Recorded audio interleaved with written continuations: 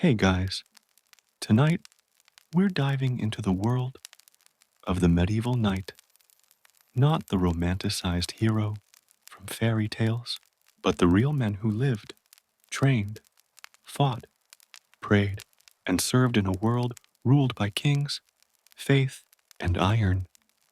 Have you ever wondered what they actually did all day? What their mornings looked like? What they ate? How they trained? Or even how they spent their evenings? Well, tonight we'll uncover every detail, from their daily routines to their code of honor, from castle life to the battlefield. So before you get too comfortable, take a moment to like and subscribe, but only if you enjoy the kind of content that merges myth and mystery. And hey, let us know from where you're watching. What time is it for you right now? It's time now to dim the lights, settle into the quiet, and let's explore what we have for tonight together. When we picture a medieval knight, most of us see the shining armor, the gallant posture, and the heroic figure riding into the sunset.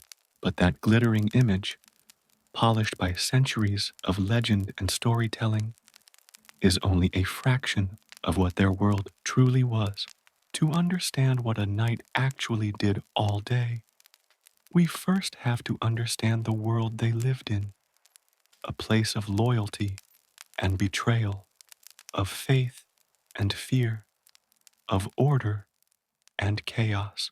This was not a fantasy realm of dragons and damsels, but a living, breathing, and often brutal society that existed for hundreds of years.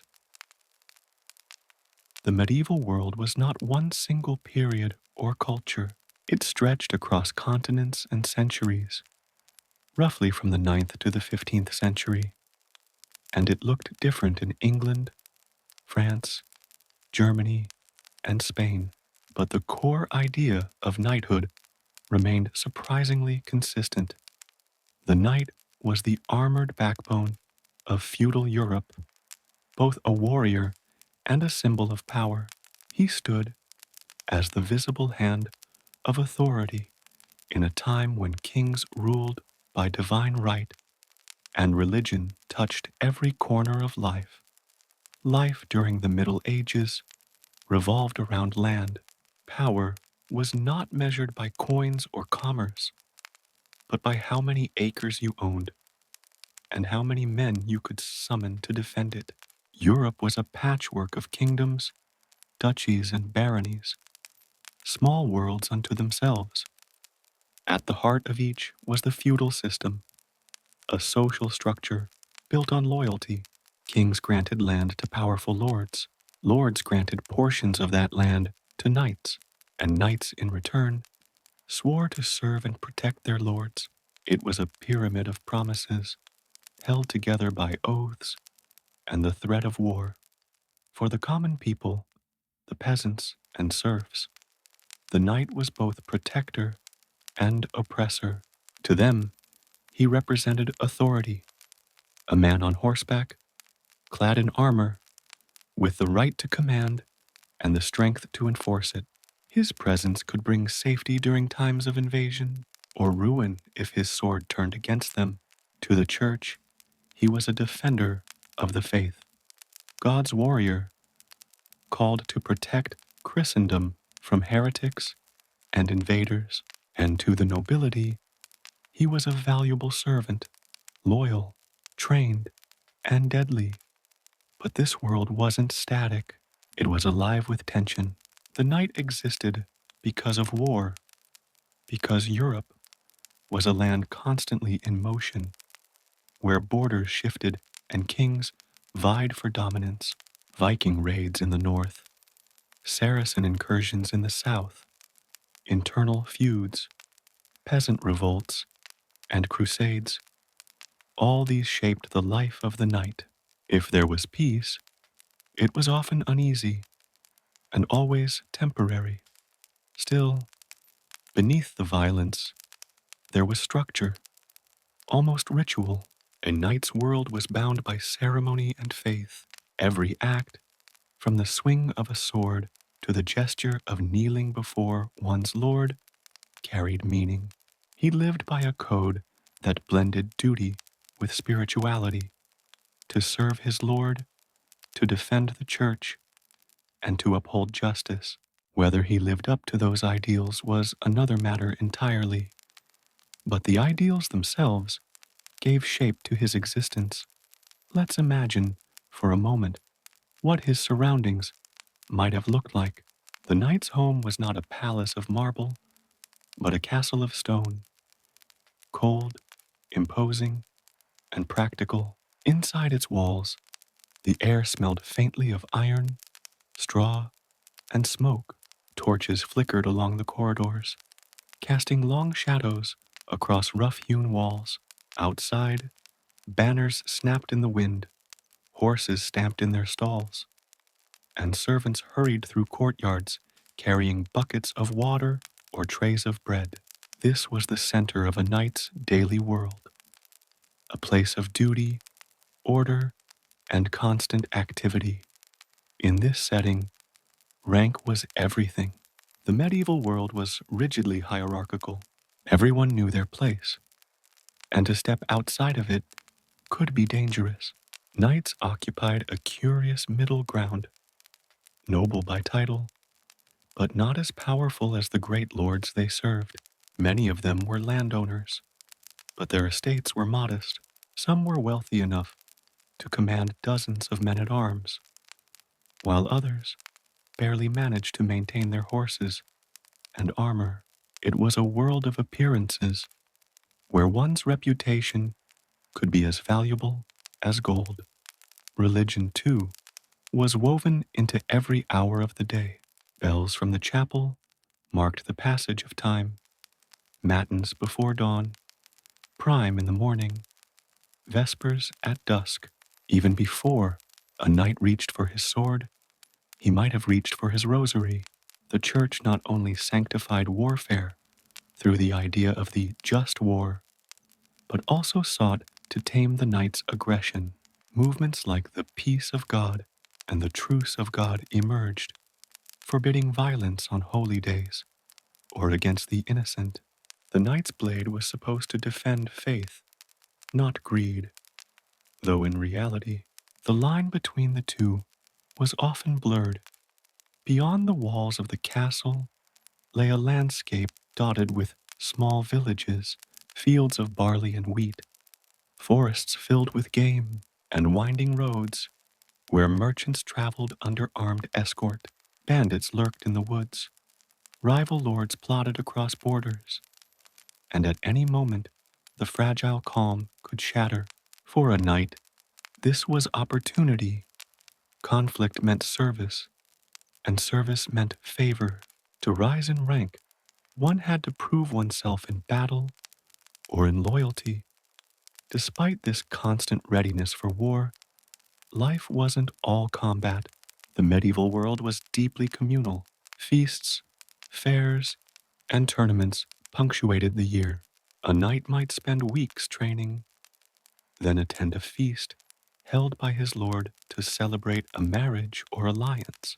Music filled the great hall, minstrels sang of heroes, and for a brief moment, the brutal realities of the outside world faded beneath candlelight and laughter.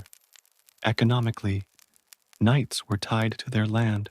Their wealth came not from trade, but from the labor of peasants who farmed their fields.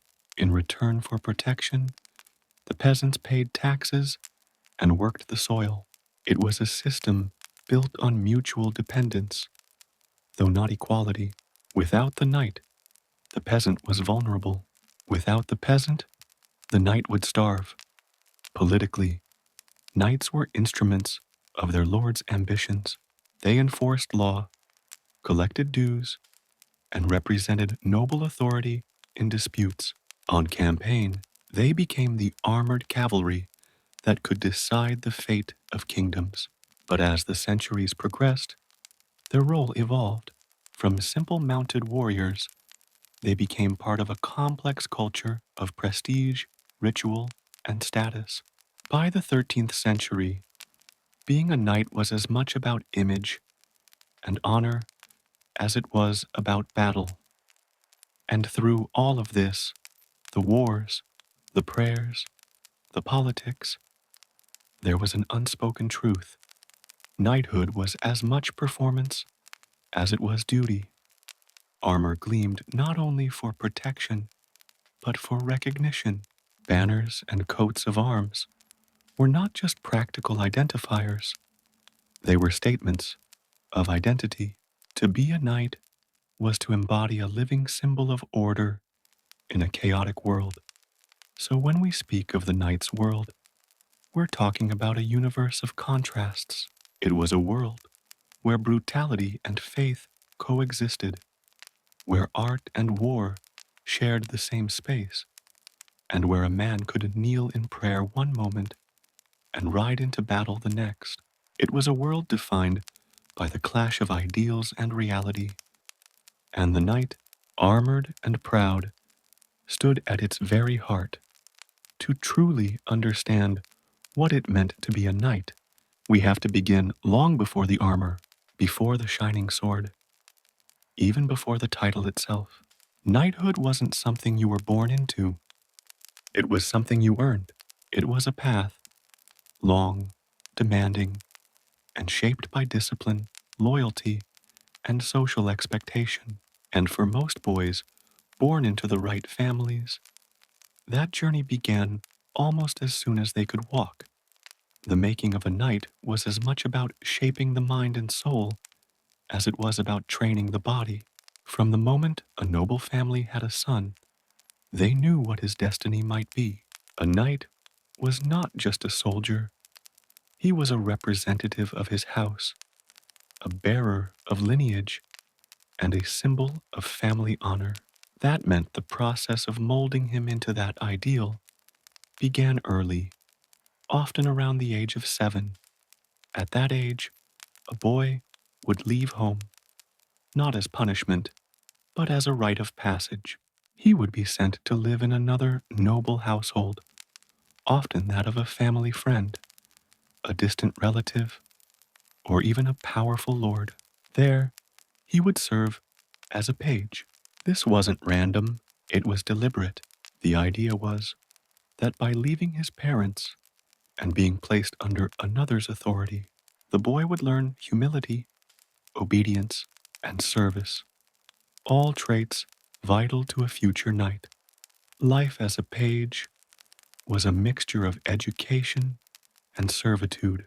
Pages learned the foundations of knightly life, how to care for armor, how to groom horses, how to serve meals, and how to behave in noble company.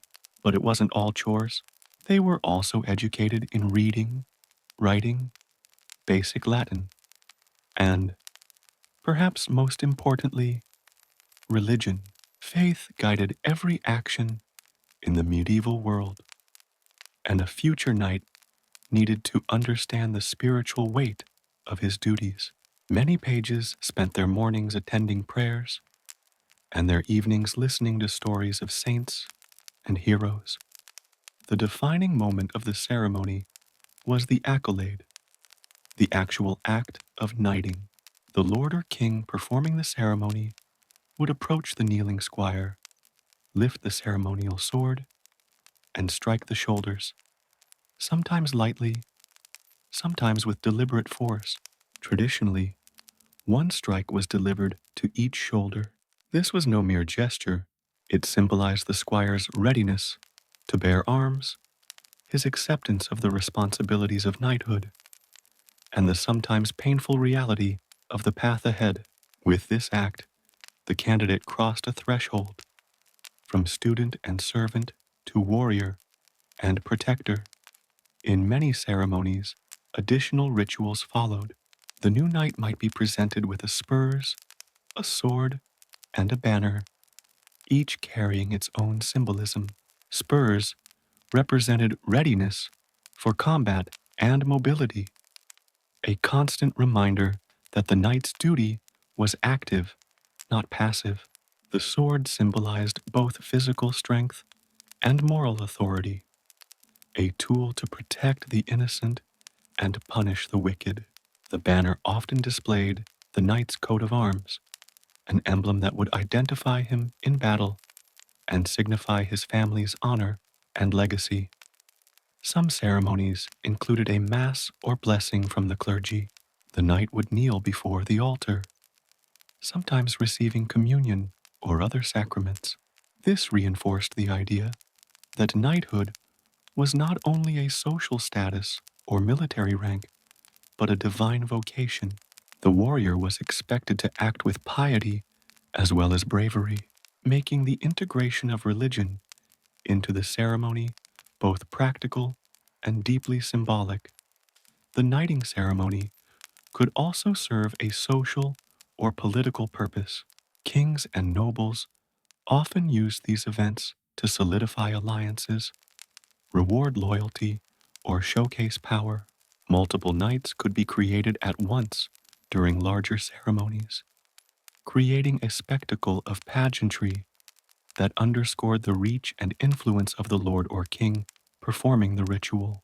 For the young knight, it was both an honor and a moment of public accountability. His community now had expectations of him, and his actions would be scrutinized for years to come. Interestingly, not all knights were created under these idealized circumstances. In some regions and periods, knighthood could be awarded quickly on the eve of battle, or even purchased, particularly during times of political strife.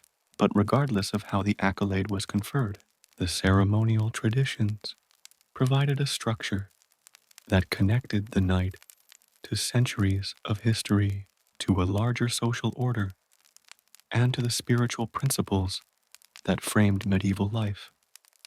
Once the ceremony concluded, the new knight often celebrated with a feast or gathering. These moments were more than mere merriment. They were an opportunity for the community to recognize the transformation. Friends, family, and fellow warriors could witness the achievement, offer advice, and bond with the newly made knight. This reinforced the communal aspect of knighthood. It was not a solitary journey, but one supported by mentors, peers, and society at large. The psychological impact of the ceremony cannot be overstated. For the young knight, it marked a shift in identity, a step into a role defined by courage, loyalty, and responsibility. The ceremony provided a narrative, a story for the knight to inhabit, guiding his behavior in battle, in governance, and in society. It codified ideals that would govern his life, giving him a framework for both action and reflection. And so, the ceremony of knighthood was not just a formal event, it was a transformation. It combined ritual, physical preparation, spiritual reflection, and social recognition into a single experience that defined a man's life. It emphasized the balance between duty and virtue, strength and humility, war and faith, the very tensions that shaped the medieval world. Every tap of the sword, every prayer, every symbolic gift carried meaning, embedding the young knight within a centuries-old tradition that would influence his decisions, his reputation, and the way he lived every single day. In the end, the ceremony reminds us that being a knight was never just about fighting, it was about embodying an ideal, embracing responsibility, and stepping into a role that required both courage and wisdom. From the moment the sword touched his shoulders, a knight was no longer simply a boy or a squire. He was a warrior, a servant of faith, a protector of the weak, and a figure whose actions could ripple across lands and generations.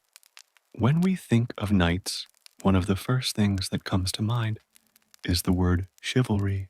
It evokes images of honor, bravery, and courtesy. the heroic ideals of a bygone age. But the Code of Chivalry was far more than a set of polite manners or romantic gestures. It was a complex, living framework that governed how knights were expected to behave, shaping not only their actions on the battlefield, but also their relationships with their peers, their lords, and their communities. Understanding this code is key to understanding what knights truly did all day and how they thought about their place in the world. The word chivalry comes from the French chevalerie, which literally means horse soldiery, a reminder that knights were mounted warriors at heart. Yet over time, chivalry evolved into a moral and social code. It wasn't written in stone, but it was passed down through tradition, observation, and formal instruction. It combined elements of military duty, ethical conduct, and religious devotion into a single guiding philosophy. A knight who adhered to the code was considered not just skilled in arms, but morally upright, disciplined, and honorable. At its core, the code emphasized loyalty. Loyalty to one's lord was paramount, and a knight's entire life revolved around this principle. In a feudal society, promises and oaths were more binding than contracts. A knight's word was expected to be unbreakable, and to betray his lord was to risk not only social disgrace, but often death. Loyalty extended beyond the battlefield, influencing decisions in governance, diplomacy, and personal conduct. A knight who upheld loyalty was respected, trusted, and sought after in both war and peace. Alongside loyalty came courage, both physical and moral. Courage on the battlefield is obvious. The ability to face armed enemies without hesitation, to ride into the fray despite the risk of death or injury. But courage, in the chivalric sense, went further. It meant standing by one's principles, defending the helpless, and making difficult decisions even when fear or fatigue tempted otherwise. A knight was expected to confront challenges without complaint, to act decisively, and to endure hardship gracefully. Courage became a defining mark of identity, a visible and invisible measure of a knight's worth. Humility was another cornerstone of the code. It might seem contradictory.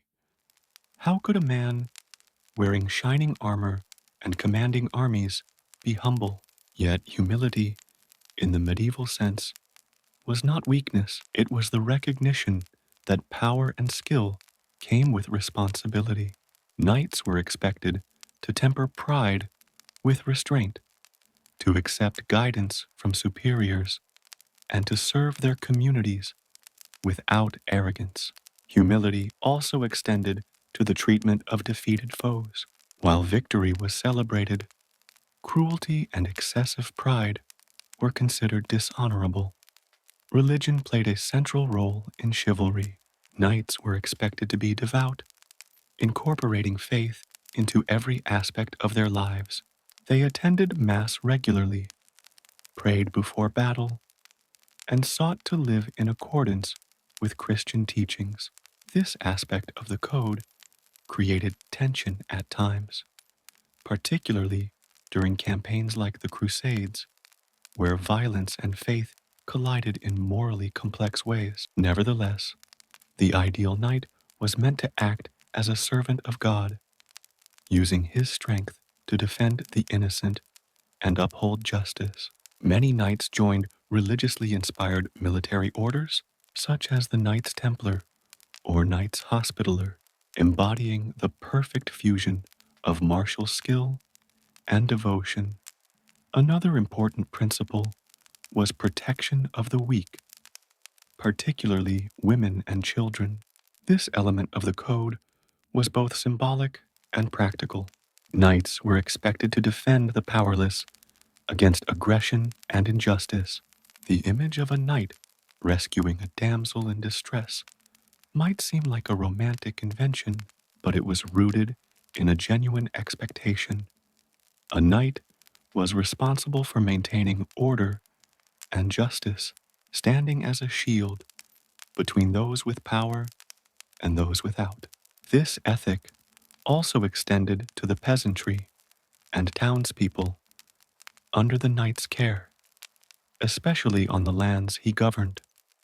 Generosity and honor were equally important. Knights were encouraged to be generous with their wealth, their knowledge, and their protection. Honor dictated that a knight's actions should reflect positively on his family, his lord, and the larger knightly class. Dishonorable behavior, deceit, cowardice, or selfishness could ruin a knight's reputation, sometimes permanently. In a world where stories, songs, and public recognition mattered immensely, maintaining honor was almost as crucial as winning battles. The chivalric code also included a social and cultural component. Knights were expected to participate in tournaments, feasts, and courtly events with dignity and poise. They were trained in etiquette and conversation, taught to read and sometimes write, and encouraged to appreciate music, poetry, and storytelling. This dimension of chivalry connected knights to the broader culture of the nobility, reinforcing social hierarchies and ideals of refinement alongside martial prowess. But there was another kind of education taking place, one that required sweat and bruises. Physical training began almost immediately. Boys learned to ride horses bareback, to run, to climb, to wrestle, and to handle basic weapons like the wooden sword or the short bow. These were games, yes, but they were also preparation. Every tumble, every scrape was one small lesson in resilience. A page had to be tough, alert, and ready to learn through pain.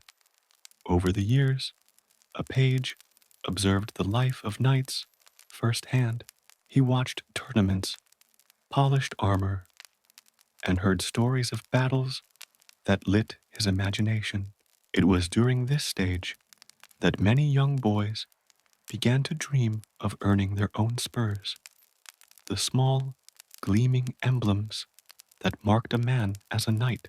But dreams alone wouldn't get them there. By the time the boy turned around 14, his training deepened. He was now old enough to serve directly under a knight, and so he became a squire. The change in title came with a heavier load of responsibility. The squire was the right hand of his knight, his attendant, student, and shadow. He cared for his master's weapons, cleaned his armor, and readied his horse.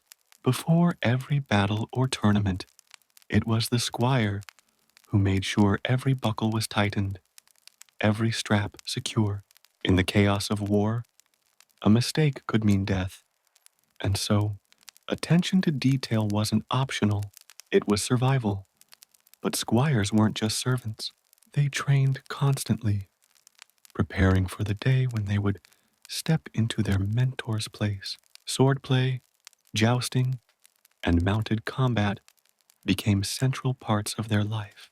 They sparred with wooden blades until their arms ached, practiced with lances against targets, and rode horses until their legs trembled. They learned how to fight on foot and on horseback, how to charge, how to parry, and, crucially, when to retreat. Mastery didn't come from brute strength alone. It came from discipline and patience. Every knight a squire served under became a living example, for better or worse. Some were brave and noble, others cruel and reckless. Either way, the squire learned. He studied courage, honor, and composure under pressure. He also learned diplomacy and manners, how to speak to nobles, how to bow to royalty, how to conduct himself in the courtly world. A knight's image mattered as much as his sword. After all, a knight who couldn't represent his lord properly risked shaming the very people he served. And then there were the tournaments. For a young squire, few things were more thrilling or terrifying than assisting in one.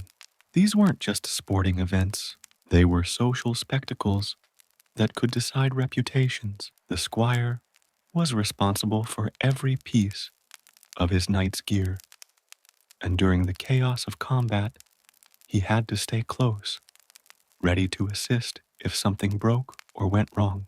Some squires even participated in mock battles, testing their courage in controlled chaos.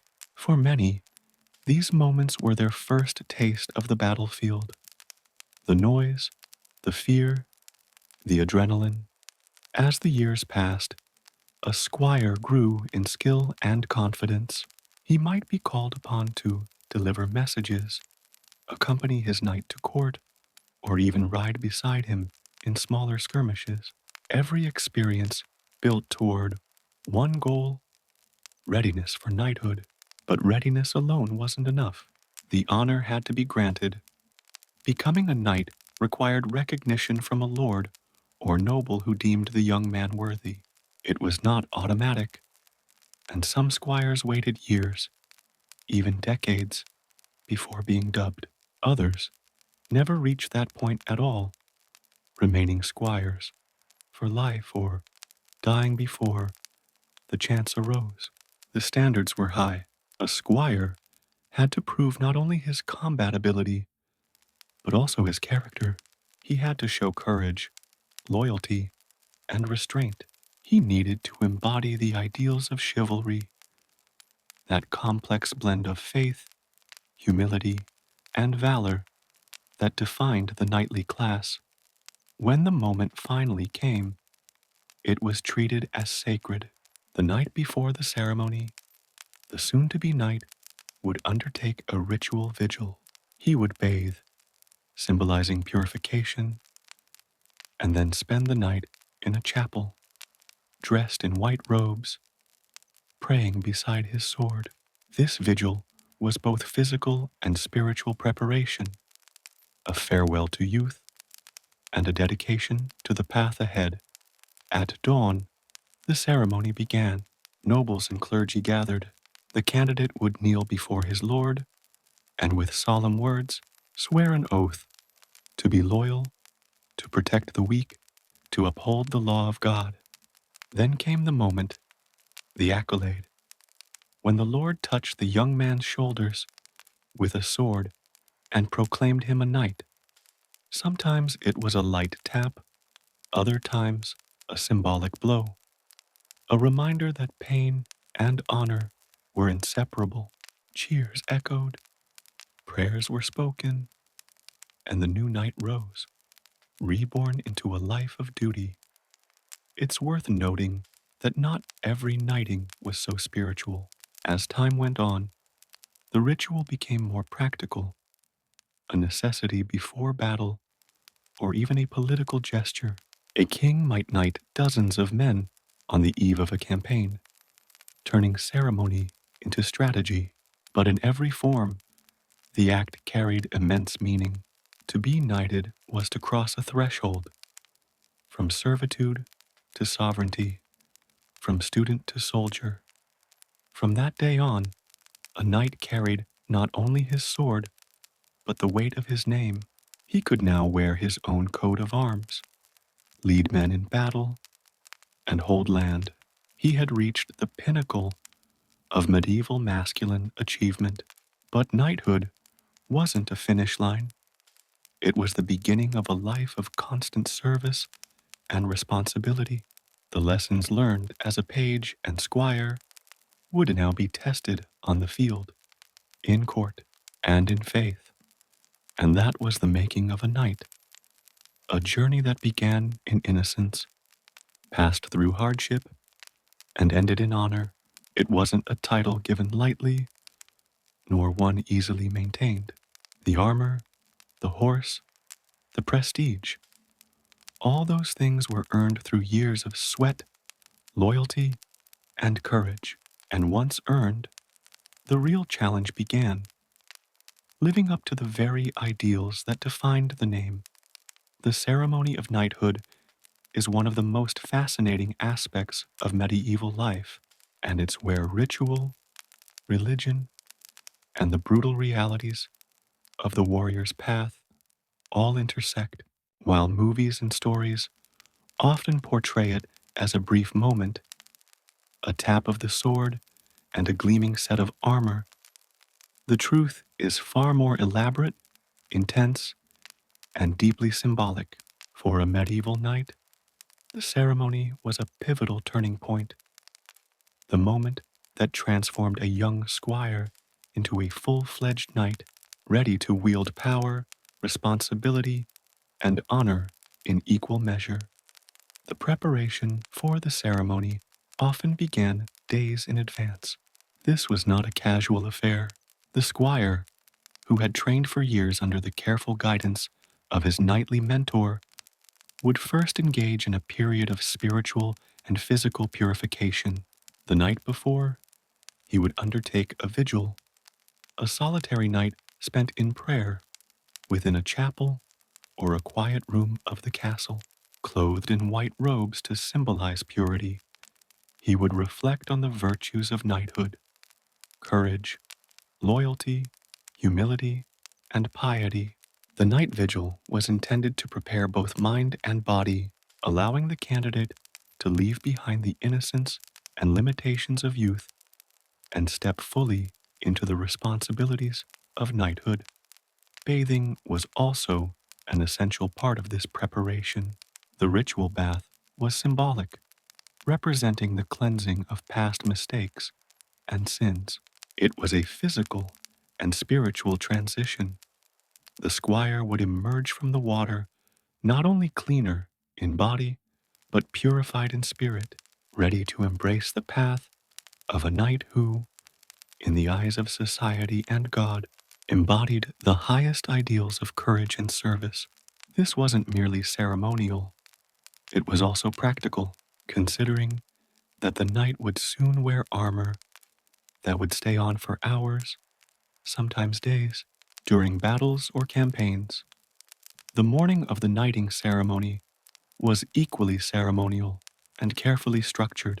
Nobles, clergy, and sometimes even royalty would gather in a great hall or chapel. The setting was grand, designed to underscore the importance of the occasion. Tapestries might hang on stone walls, candles flickered in iron sconces, and the scent of incense filled the air. The atmosphere was solemn, yet celebratory, a balance that reflected the dual nature of knighthood: devotion to faith and dedication to martial service. The ceremony often began with prayer. The candidate would kneel before a cleric or priest, sometimes for several minutes or longer, acknowledging the spiritual weight of the transformation he was about to undergo. These prayers were not casual. They reflected the medieval belief that knighthood was not simply a social or military rank, but a sacred duty. The young man sought divine guidance to ensure he could wield his sword justly, defend the weak, and uphold honor, virtues central to the Code of Chivalry. After this period of reflection, the squire would don ceremonial robes or armor. The armor itself was symbolic, representing protection, strength, and the weight of responsibility. Unlike the heavy battle armor of the battlefield, ceremonial armor was often polished to a high shine and decorated with symbols of family and faith. Each piece was carefully placed, often with the help of a mentor or experienced knight, emphasizing the communal aspect of knighthood. One could not step into this role alone. It's important to note, however, that the code was often aspirational rather than strictly adhered to. The realities of medieval life, warfare, politics, and human ambition meant that many knights struggled to live up to these ideals consistently. Some were ruthless in pursuit of wealth or power. Others were motivated by personal glory rather than duty. Yet, the existence of the code provided a framework, a benchmark against which behavior could be measured. Even when imperfectly followed, chivalry shaped decisions, guided conduct, and influenced the perception of knights in history and legend. Knighthood and chivalry were also deeply tied to identity and reputation. A knight was constantly under observation, from peers and rivals to the people he protected. The code created a sense of accountability, ensuring that a knight's actions reflected not only personal ambition, but societal expectations. A failure in courage, loyalty, or humility could tarnish a reputation, while consistent adherence enhanced social standing and influence. Interestingly, chivalry evolved over time. Early medieval knights were primarily warriors, focused on the practicalities of battle and defense. As the centuries progressed, chivalry became more elaborate, intertwining martial discipline with ethical and social conduct. By the High and Late Middle Ages, knights were as much symbols of virtue and culture as they were fighters, embodying ideals that influenced literature, music, and even law. The image of the knight, clad in armor and guided by a moral compass, became a powerful cultural touchstone. So, when we talk about what knights did all day, the Code of Chivalry is central to understanding their lives. It was not a passive guideline. It informed training, combat, governance, relationships, and personal reflection. Knights woke in the morning with obligations not only to their lord and land, but to a set of ideals that demanded attention and commitment. They made decisions in battle and in court with these principles in mind, constantly negotiating between duty, honor, and survival. In essence, chivalry provided structure, meaning, and purpose. It was a compass in a world often defined by violence, uncertainty, and ambition. Even though not every knight lived up to the ideal, the very existence of the code shaped behavior, expectations, and societal norms in ways that echoed for centuries. It was a standard that knights aspired to, a moral architecture that framed their every action and a lens through which we can understand the medieval world, not as a simple era of war, but as a complex society guided by principles, both human and divine. To understand the life of a medieval knight, it helps to step inside the walls of a castle at the break of dawn. The castle wasn't just a fortress, it was a living, breathing hub of activity, a microcosm of medieval society where every stone, corridor, and tower had a purpose.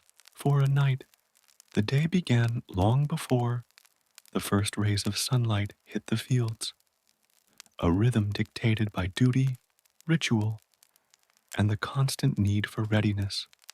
The earliest sounds in a castle were rarely gentle. Bells would toll from the chapel, calling the inhabitants to matins, the first of several daily prayers. Even before the sun rose, the castle was alive with movement. Servants hurried through corridors, carrying water, lighting torches, and preparing hearths for cooking. The scent of burning wood, mingled with the earthy smell of stone and straw, filled the air. Horses stamped in their stables, eager for breakfast or exercise, while dogs barked in the courtyards. For the night, This cacophony marked the beginning of a structured day. Knights typically rose before dawn, sometimes as early as 5 or 6 a.m., depending on the season and the urgency of their duties. The first act of the morning was often personal hygiene, though it was far simpler than modern standards. A bath, if available, might be taken in a large basin or wooden tub, using water heated over a fire. Soap, rudimentary though it was, helped remove the grime accumulated from sleeping, training, or traveling. Grooming extended to hair, beard, and nails, a reflection of discipline as much as appearance. In a society where image and respect mattered, being neat and clean was a subtle but essential mark of nobility. After washing, a knight would don his morning attire, usually a tunic or surcoat, suitable for domestic activities or early duties. Armor would be reserved for training, the hunt, or combat. A squire often assisted with dressing, helping tie laces, adjust belts, and fasten boots. Every movement had a rhythm, a sequence honed by years of practice. This early discipline wasn't merely about efficiency, it reinforced the mindset required for a life of service and vigilance. Being methodical and careful in mundane tasks was a preparation for the extraordinary moments of battle that might arise without warning. Following this, many knights would attend the morning mass in the castle chapel. Religion structured the medieval day as surely as the sun. A knight knelt, crossing himself, and offering prayers for protection, courage, and guidance. The Mass served as a reminder that his responsibilities were not just to lords or kin, but to God. Faith was a lens through which every action, training, governance, combat, or diplomacy was interpreted.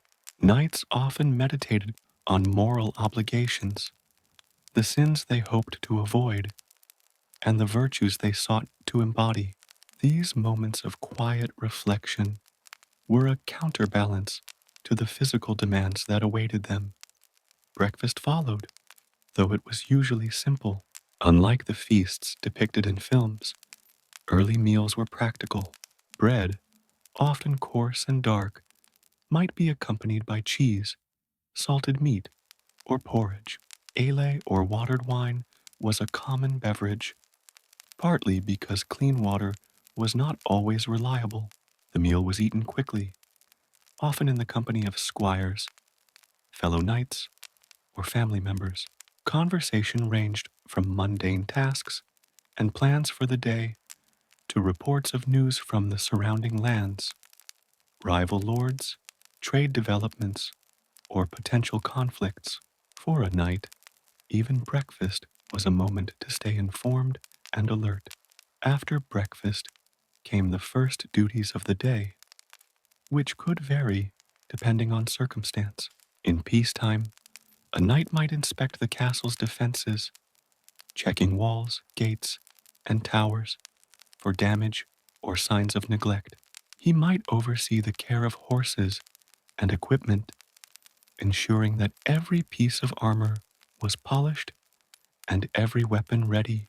If the knight held land, he could also receive reports from stewards or tenants, making decisions about taxes, disputes, or the allocation of resources. A knight's authority was both military and administrative. He was expected to maintain order in all areas under his control. Morning training was another essential activity. Even if no battle loomed, knights needed to maintain their physical conditioning and combat readiness. Training often included sword practice, jousting drills with the lance, wrestling, or horsemanship exercises. These sessions were not just for skill, but for endurance. Wearing armor, riding long distances, and wielding heavy weapons required strength, stamina, and precision. Squires played a crucial role here, assisting, sparring, and observing, learning the nuances of combat and discipline firsthand.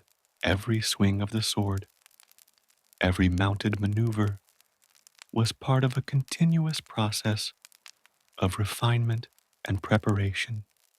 The knight's routine was punctuated by moments of observation and strategy. While some knights focused primarily on their martial skills, others also devoted attention to the management of lands and men. This meant reviewing maps, studying defensive plans, or discussing tactics with fellow warriors.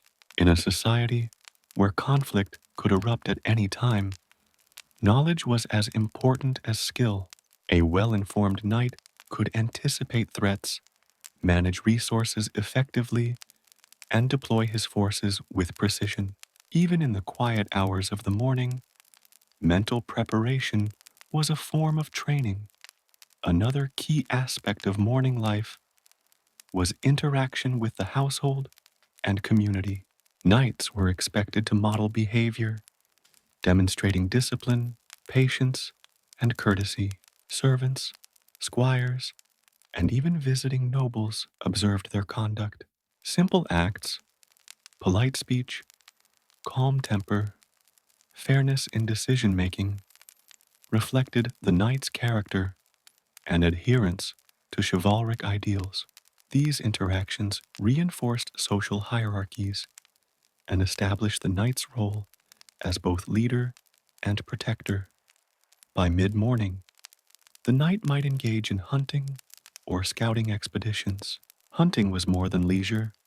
It was training and preparation, tracking, archery, and riding refined skills crucial for both war and land management. It also reinforced endurance, patience, and observation, all traits essential for the life of a knight.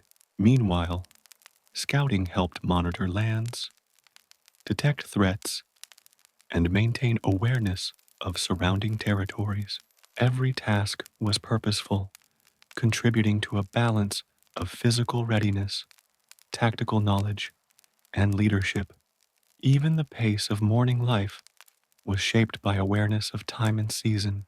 Medieval castles operated on a rhythm influenced by light, weather, and agricultural cycles.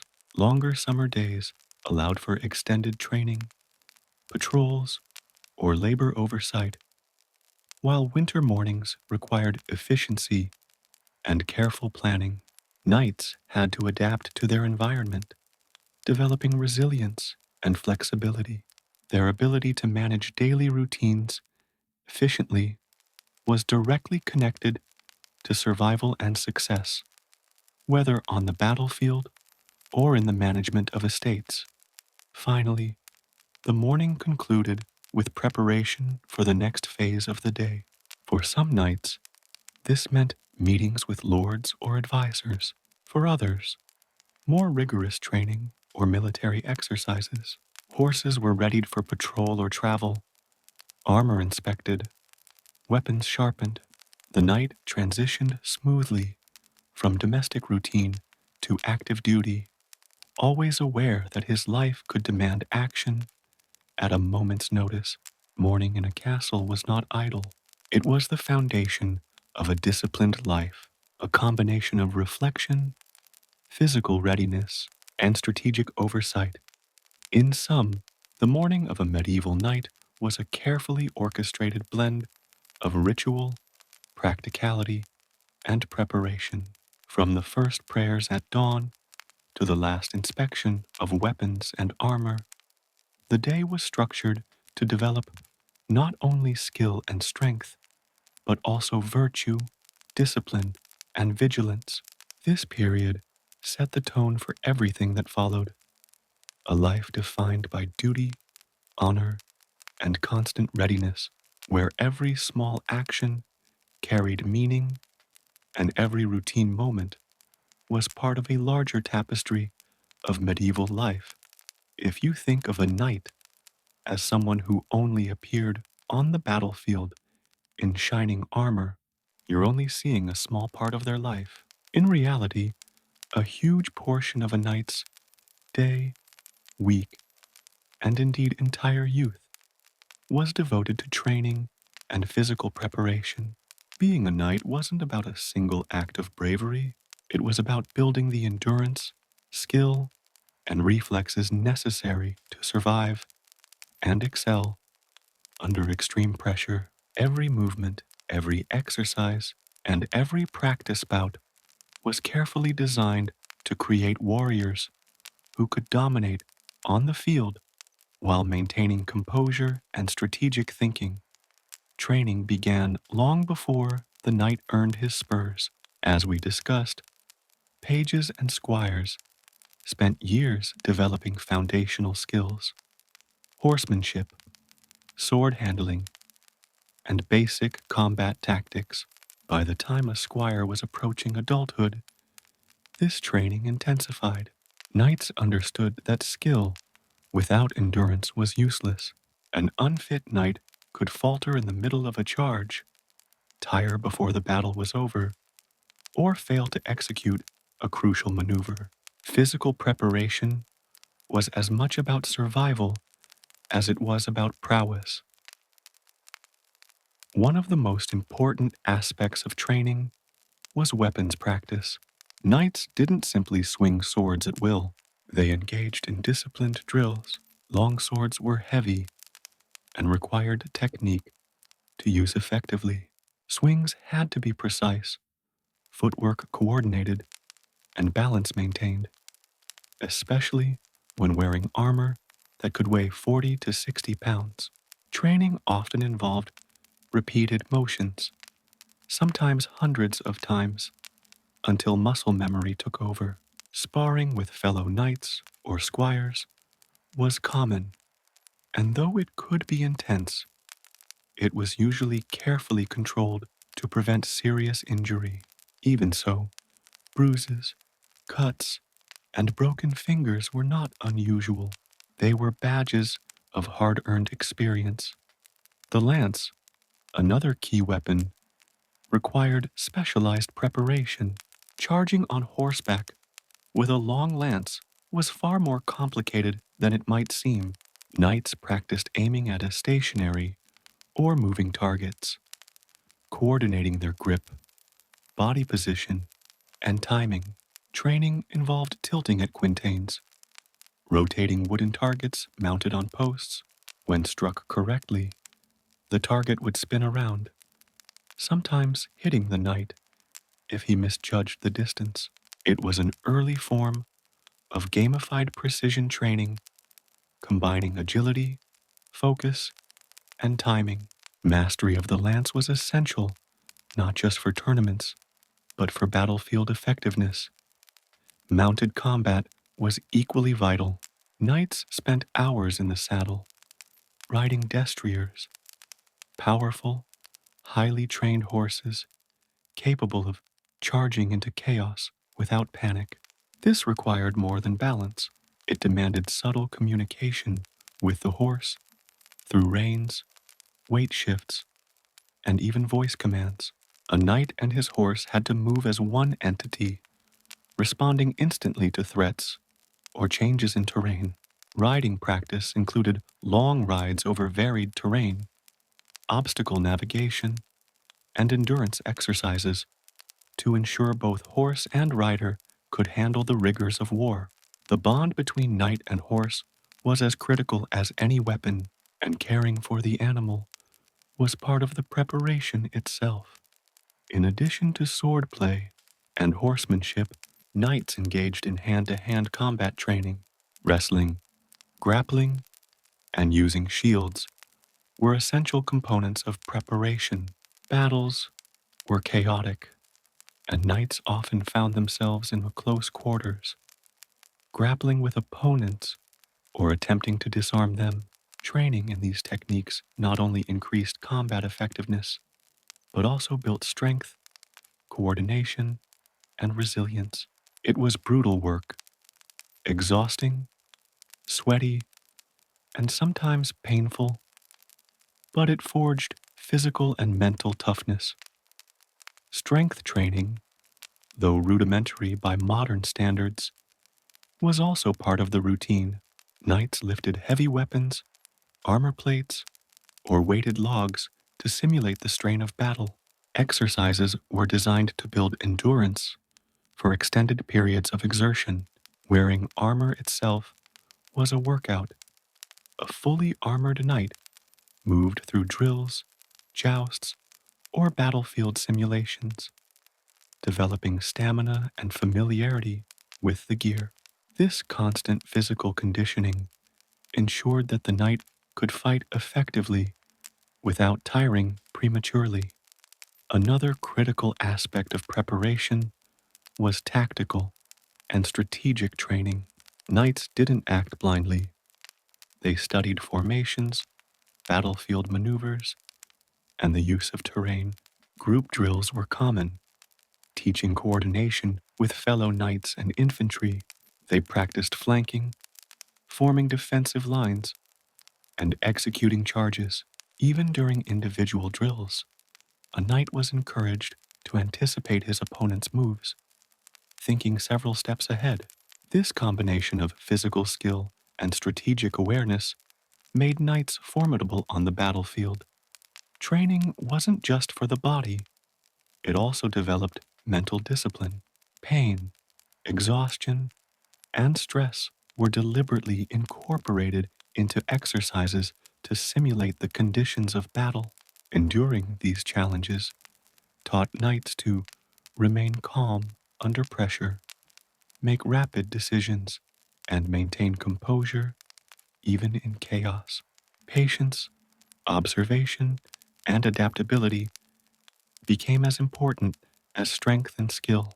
A knight who lost his temper, hesitated, or misjudged distance could be killed by someone far less experienced. Training conditioned both mind and body to operate as a single, resilient unit. Tournaments and mock battles served as both practice and social display. These controlled competitions allowed knights to test skills in a semi-realistic setting, often in front of spectators. They were learning experiences as much as entertainment. Observing peers and rivals provided insight into different techniques, strategies, and approaches. Success in tournaments enhanced reputation, while mistakes were lessons in humility and improvement. For a knight, constant evaluation of performance was a natural and necessary part of life. Diet and nutrition also played a role in preparation. Knights needed energy for training, and their meals were designed accordingly. Breakfasts rich in bread, cheese, and ale provided quick energy, while midday meals included meat, grains, and vegetables to sustain endurance. Hydration and the careful management of food were crucial, particularly before long training sessions or extended rides.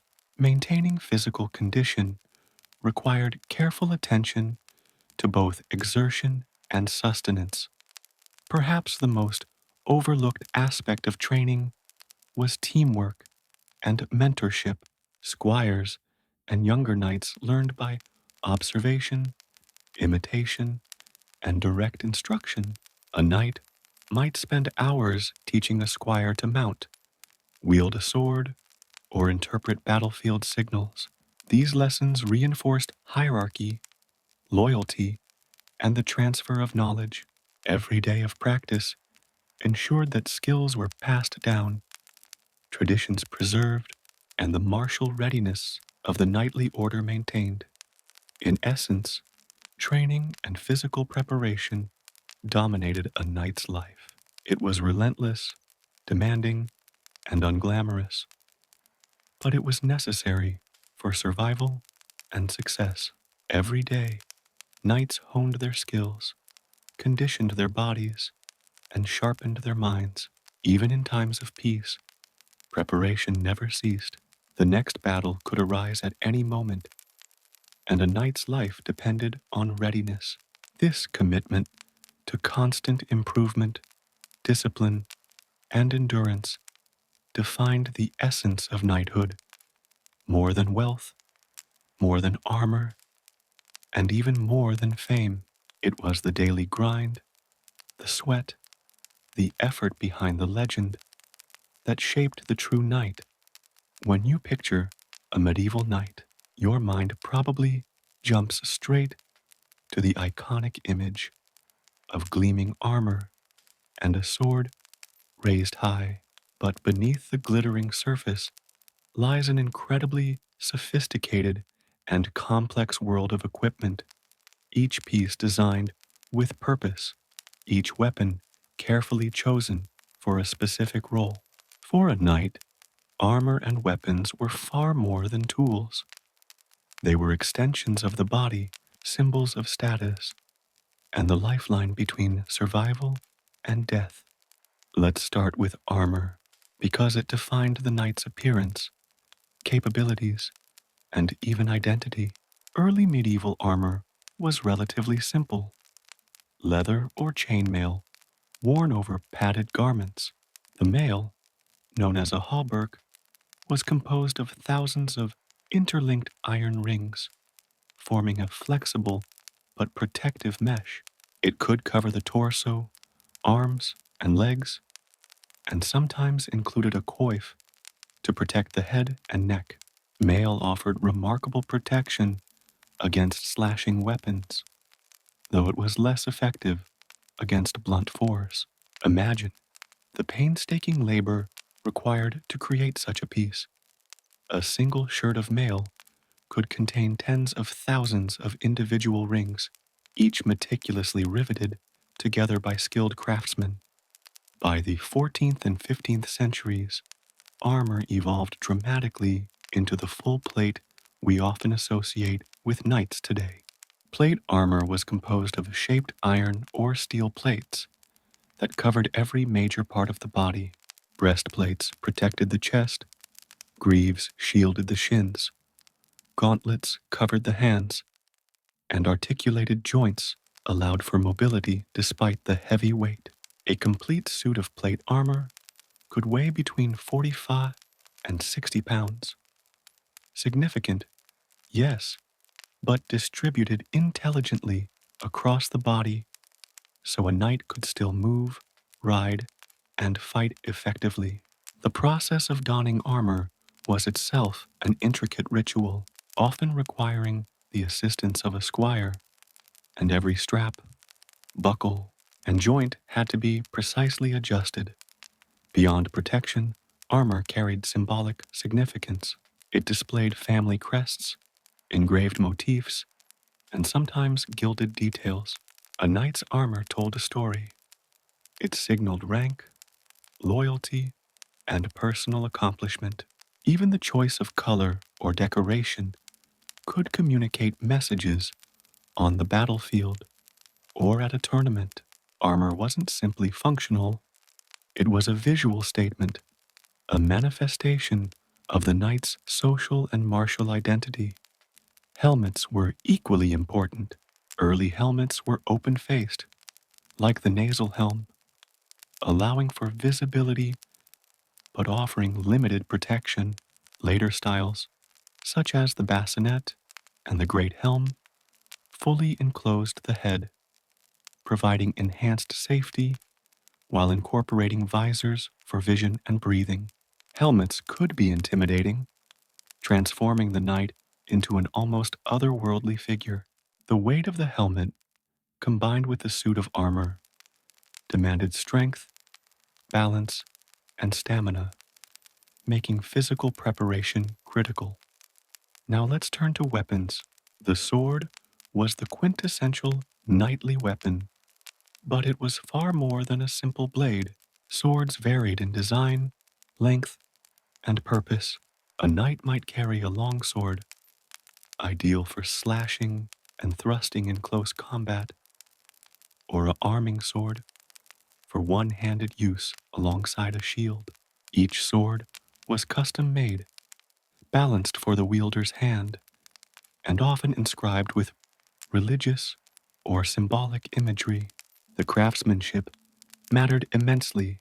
A poorly made sword could fail in the midst of battle, with catastrophic consequences. Shields complemented swords. They were used not only for defense, but also as tools of strategy. Shields varied in shape and size.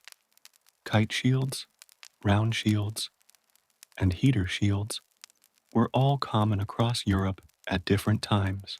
Beyond physical protection, shields often bore coats of arms or personal insignia, signaling the knight's identity to allies and enemies alike. A knight learned to use the shield offensively as well, bashing opponents or deflecting blows with precision. The lance, as we've touched on, was crucial for mounted combat. It allowed a knight to strike from horseback with devastating force, particularly during charges or jousting tournaments. Using a lance effectively required coordination, timing, and strength. It was not a weapon that could be wielded casually.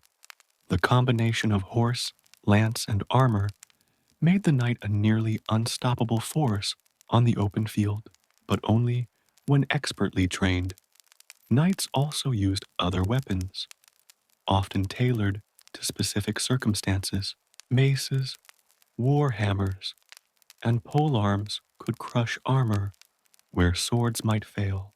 Daggers served as last resort weapons in close quarters. Crossbows and bows were sometimes used, though knights generally relied on mounted combat and melee skills. Each weapon demanded mastery, and knights spent countless hours training with each type to ensure proficiency. It's important to note that weapons were not only tools of war, but also objects of status and identity. A sword could signify lineage, honor, or martial achievement. A finely crafted weapon was a point of pride and a reflection of wealth and taste. Many knights named their swords and treated them with reverence, maintaining them meticulously and displaying them ceremoniously. Maintenance of armor and weapons was a full-time concern. Knights needed to keep metal polished to prevent rust, leather straps conditioned to avoid breaking, and joints properly oiled for mobility. Weapons had to be sharpened, cleaned, and occasionally reforged. A knight's readiness depended on the condition of his gear. Even a minor defect could mean defeat or death in battle.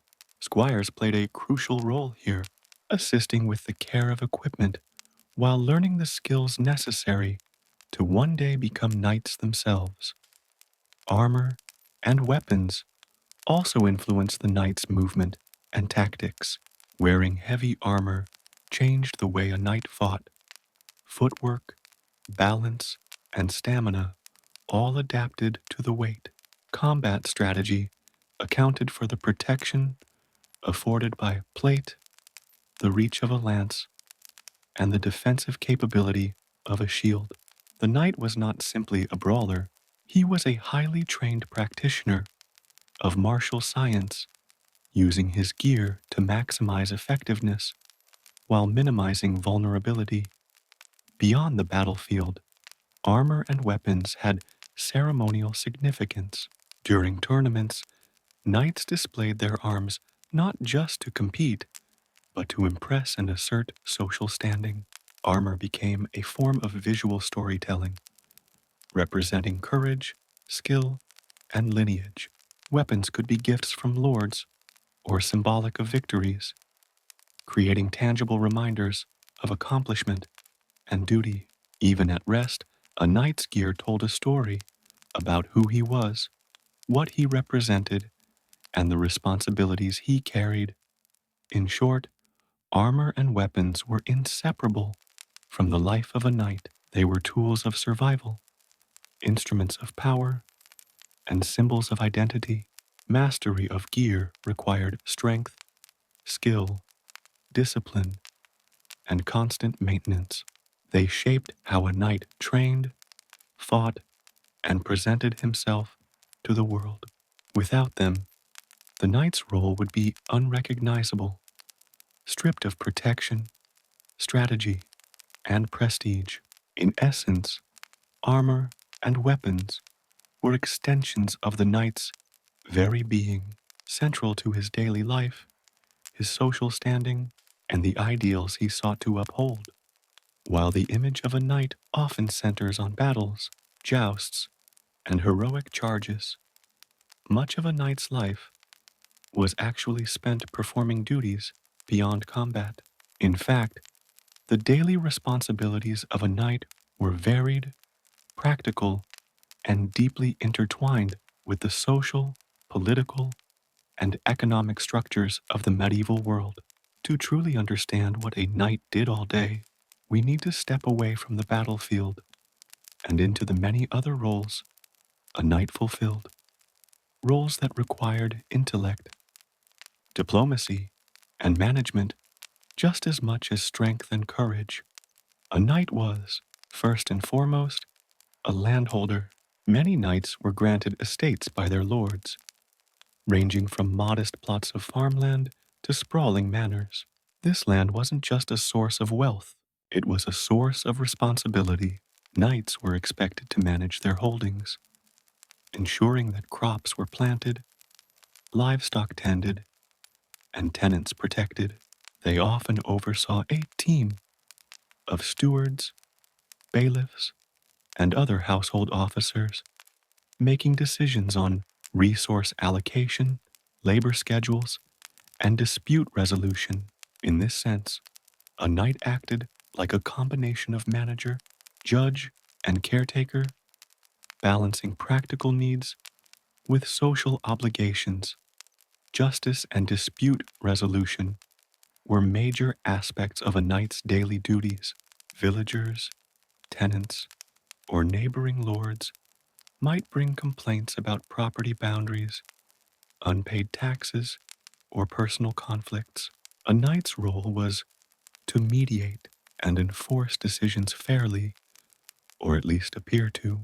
These judicial duties demanded knowledge of local customs, legal precedents, and the social hierarchy. A knight who ruled unjustly risked rebellion or loss of reputation, while one who upheld fairness maintained loyalty and order within his domain. Resolving disputes was not glamorous, but it was essential to maintaining stability and asserting authority. Knights also engaged in administrative duties. Estates required constant oversight, accounting for harvests, collecting rents, maintaining records, and ensuring resources were allocated efficiently. Knights were responsible for supervising the construction or repair of buildings, bridges, roads, and fortifications. They might oversee artisans, masons, carpenters, and blacksmiths, coordinating labor for both practical and defensive purposes. In a world without modern bureaucracy, this hands-on approach ensured that the knight's lands functioned smoothly and contributed to the wealth and security of his lord. Hospitality was another critical duty. Castles and manors were hubs of social activity, and knights were expected to host visitors, guests, and allies. This involved arranging meals, providing accommodations, and facilitating discussions or negotiations. Hospitality was more than politeness. It was a demonstration of status, wealth, and influence. Entertaining important figures could strengthen alliances, secure trade agreements, or reinforce political power. Even small details, like the quality of food, the appearance of the hall, or the demeanor of attendants, reflected directly on the knight's reputation. Religious duties were also woven into daily life. Knights were expected to attend chapel regularly, observe holy days, and participate in religious ceremonies. Prayer, reflection, and acts of devotion were not optional. They were integral to maintaining moral and spiritual balance. For a knight, faith guided decision making in both domestic and martial matters. Religious festivals and events often dictated schedules, marking moments of celebration, fasting, or community gathering. The intertwining of duty and devotion was a defining characteristic of medieval knighthood. Mentorship was another key responsibility. Many knights were tasked with training young squires, passing on knowledge of combat, strategy, etiquette, and chivalry. This relationship was both practical and symbolic. The knight ensured the continuity of martial skill and social ideals while reinforcing his own authority and status. Training a squire required patience, discipline, and attention to detail, as mistakes could be costly in both education and eventual battlefield performance. Knights also played a role in local defense and security, even outside of formal warfare. They patrolled their lands, monitored for signs of banditry, and maintained the readiness of garrisons and fortifications. Protecting the peasantry and enforcing order were not just moral duties, they reinforced the knight's authority and upheld the social hierarchy. A vigilant knight deterred potential threats, ensuring stability in a region that might otherwise be chaotic and lawless. Diplomacy formed another layer of daily duties. Knights frequently acted as envoys or representatives of their lords, attending meetings with neighboring nobles, negotiating agreements, or delivering messages. In these contexts, a knight's reputation, speech, and demeanor were just as critical as martial prowess. A single misstep in negotiation could spark feuds or weaken alliances, so knights had to balance tact with firmness, projecting authority without arrogance. Economic oversight was also part of the routine. Knights monitored income from rents, sales of surplus crops, and production of resources like timber, wool, or wine. They coordinated with merchants, artisans, and laborers, ensuring that the flow of goods and money sustained both their households and their feudal obligations. A knight's financial acumen could make the difference between a thriving estate and one on the brink of ruin. Even leisure activities had a functional dimension. Hunting, falconry, and horseback riding were not only pastimes, but exercises that refined physical skills and strategic thinking. Music, poetry, and games served to develop cultural awareness and social grace, which were valuable in courtly or diplomatic settings. Knights were expected to be both warriors and gentlemen, capable of commanding respect in battle and impressing peers in social arenas. Finally, communication and record keeping were subtle but important duties. Knights maintained correspondence, chronicled events, and ensured that reports from stewards, allies, or military scouts were collected and acted upon. In an age without printing or instant communication, these tasks were essential to maintaining coordination and awareness. In essence, the life of a knight extended far beyond combat. Their daily routine encompassed administration, justice, mentorship, diplomacy, defense, economic management, and religious observance. Each duty reinforced the others, creating a holistic role that demanded intelligence, discipline, and adaptability. A knight's day was structured, purposeful, and always oriented toward service to his lord, his community, and the ideals of chivalry. By understanding these non-combat responsibilities, we see that knighthood was far more than a glamorous image of battles and tournaments. Knights were managers, leaders, strategists, and moral exemplars. Their lives were a balance between action and oversight, between physical prowess and intellectual engagement, between duty and honor. Daily life was rigorous and multifaceted, preparing knights not only for war, but for the complex social and political realities of medieval Europe. While we often imagine knights endlessly training or jousting in gleaming armor, a surprisingly significant portion of a knight's day was devoted to something far more mundane but equally essential: eating. Food in the medieval period wasn't merely fuel, it was a reflection of status, a component of health, and a subtle tool in maintaining the energy, strength, and stamina required for the demands of knighthood. Understanding what knights ate, how meals were structured, and the rituals around dining gives us a clearer picture of daily life beyond the battlefield. Breakfast for a knight was typically modest but practical. Unlike the rich feasts one might see depicted in movies, early morning meals focused on sustenance rather than indulgence. A knight might consume coarse bread, often made from barley or rye rather than refined wheat, accompanied by cheese, salted or smoked meats, and occasionally fruit or porridge. Ale or weakly brewed wine was common, not simply for taste, but because it was safer to drink than untreated water, which could harbor bacteria.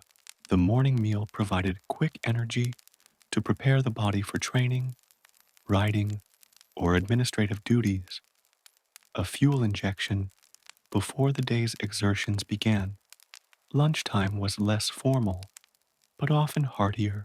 Knights might consume pottages, which were thick stews made from a mixture of grains, vegetables, and whatever meat was available. This dish was practical because it could feed large groups, retain nutrients, and be reheated multiple times. Meat was a staple for knights, symbolizing both wealth and physical necessity. Beef, pork, venison, and game such as rabbit or fowl were common, though their availability depended heavily on season, region, and hunting success. Fish was another important protein source, particularly on religious fasting days when meat consumption was forbidden. Salted or smoked fish allowed knights to maintain a protein-rich diet even during periods of restriction. Food quality and availability varied depending on status and location. Wealthy knights could enjoy imported spices like pepper, cinnamon, or cloves, which not only enhanced flavor but also signified social standing. Spices were expensive and luxurious, often used sparingly to showcase refinement and wealth. Meanwhile, peasants and lower-ranking soldiers had access to simpler diets, relying heavily on bread, legumes, and seasonal vegetables.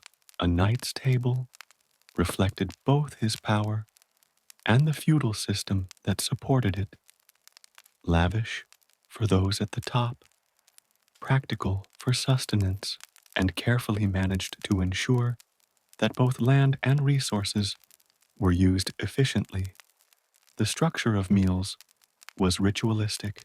Knights often ate in communal halls, sometimes with their lord or fellow warriors, which reinforced social bonds and hierarchies. Seating arrangements could reflect rank, seniority, and privilege, and table manners were more than etiquette. They were part of the chivalric ideal. A knight was expected to eat gracefully, avoid gluttony, and maintain decorum, all traits that mirrored discipline on and off the battlefield. Conversation during meals ranged from strategy and news to moral and religious discussions, keeping knights mentally engaged even while eating. Dinner, the main meal of the day, was typically the most elaborate. Depending on wealth and status, a knight's table could feature multiple courses with roasted meats, pies, breads, and vegetables. Game birds such as pheasants or swans might appear alongside domesticated fowl like chickens or geese. Hearty stews, sometimes enriched with herbs and spices, provided both sustenance and flavor. For the night, dinner served multiple purposes: nourishment for physical activity, reinforcement of social connections, and an opportunity to display status and refinement. Even the way food was presented and consumed contributed to the perception of power and discipline. Hunting played a dual role in diet and training. Knights often participated in hunts not only for sport, but as a source of fresh game. Hunting required skill, endurance, and teamwork. Tracking, stalking, and capturing animals were all physically demanding tasks that supplemented formal training. The fruits of the hunt supplemented regular meals and reinforced a connection between martial skill and sustenance. In this way, diet, exercise, and practice were intricately linked. Preservation was another crucial concern. Without modern refrigeration, knights and their households relied on smoking, salting, pickling, and drying to ensure that food lasted. Meat and fish were heavily salted or smoked, grains stored in dry conditions, and vegetables preserved in brine. These methods were essential for sustaining both daily life and military campaigns. Where fresh provisions might be scarce, knights needed a diet that was reliable, calorically sufficient, and transportable when marching or fighting. A knight's diet also reflected religious observance. The medieval church dictated periods of fasting and abstinence from certain foods, particularly meat.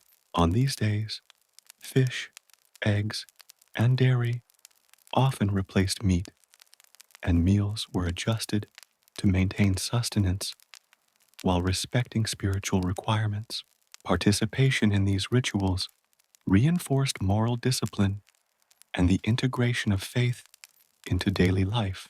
Knights learned to adapt their consumption habits according to both religious and practical needs, blending spirituality with survival.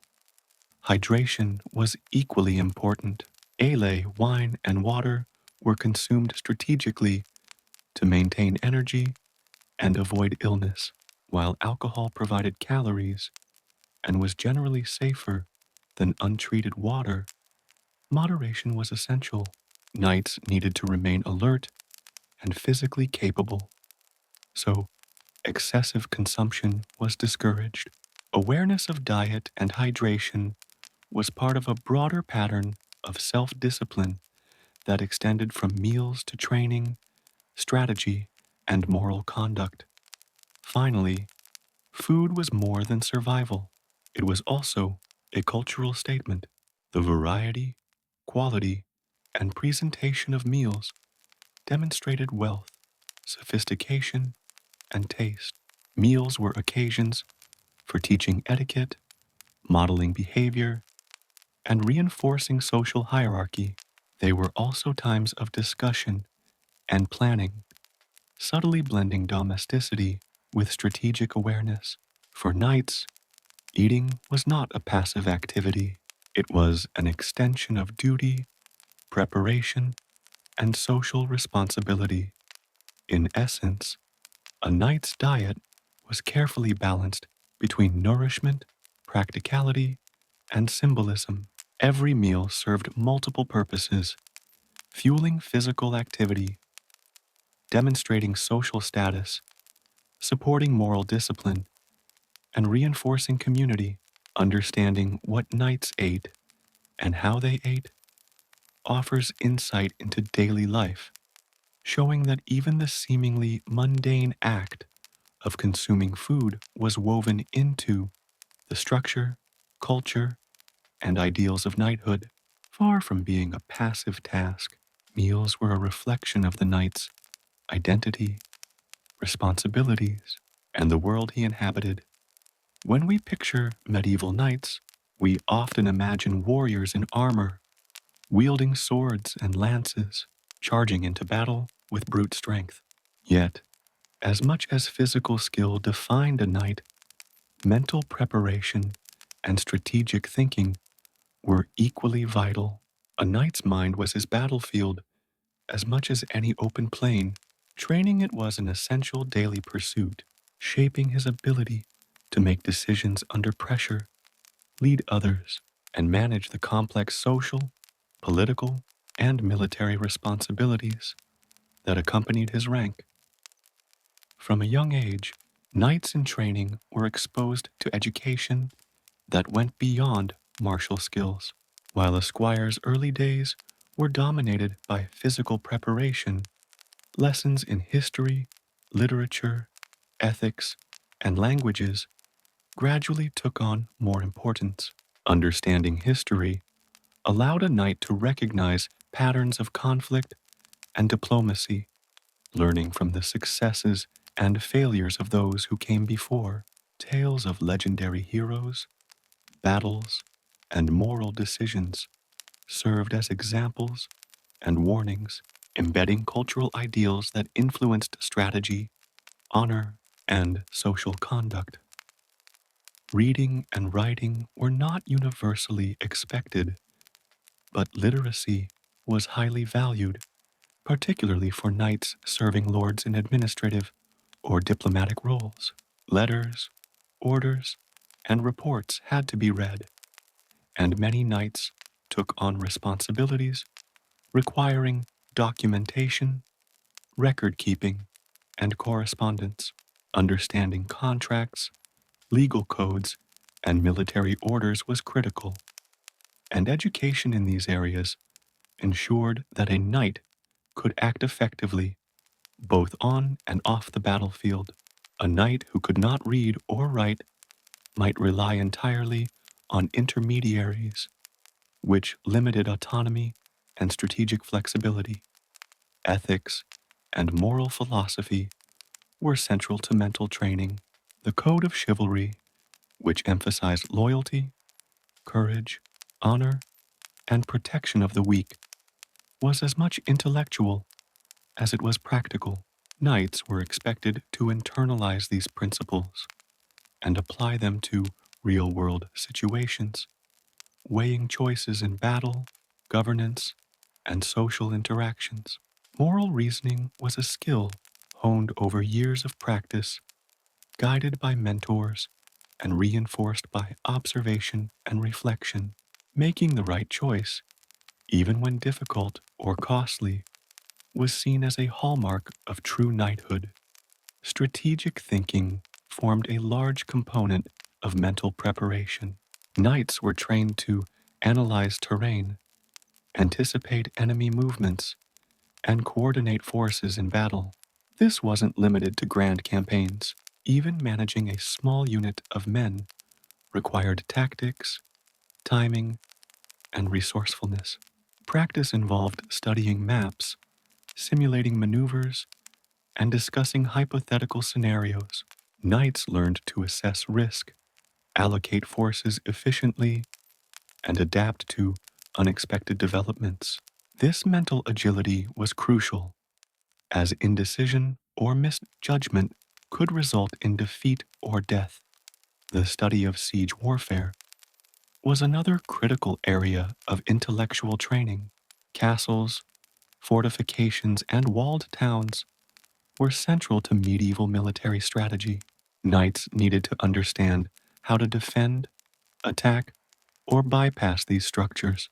Lessons included knowledge of trebuchets, battering rams, tunneling, and the deployment of archers and infantry. Planning a siege required patience, coordination, and timing, blending physical resources with tactical intelligence. Knights who mastered these concepts could influence the outcome of campaigns far beyond their individual combat skills. Diplomacy demanded subtlety and foresight. Knights often acted as intermediaries between lords, negotiating truces, alliances, or settlements, reading the intentions of rivals, understanding local politics, and predicting outcomes were intellectual exercises as demanding as swordplay. A successful knight combined martial skill with social intelligence, understanding when to fight, when to negotiate, and how to maintain honor while advancing the interests of his lord or kingdom.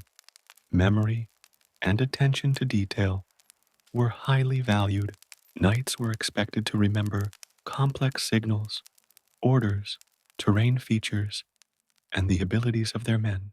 In battle, quick recall and situational awareness could mean the difference between victory and defeat. Even in administration, attention to detail ensured that resources were allocated correctly, disputes were resolved fairly, and obligations were met efficiently.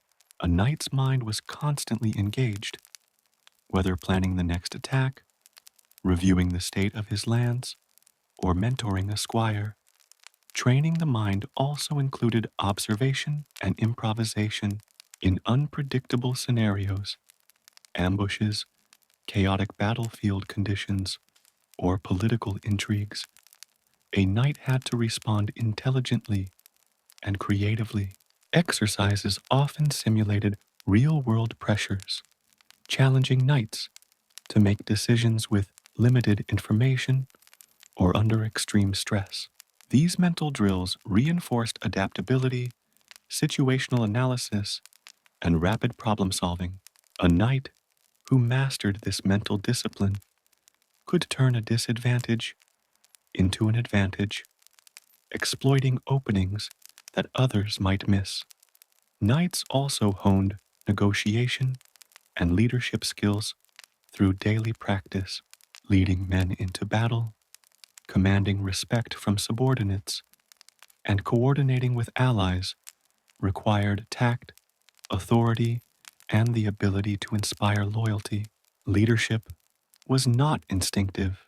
It was developed through repeated experience, mentorship, and reflection.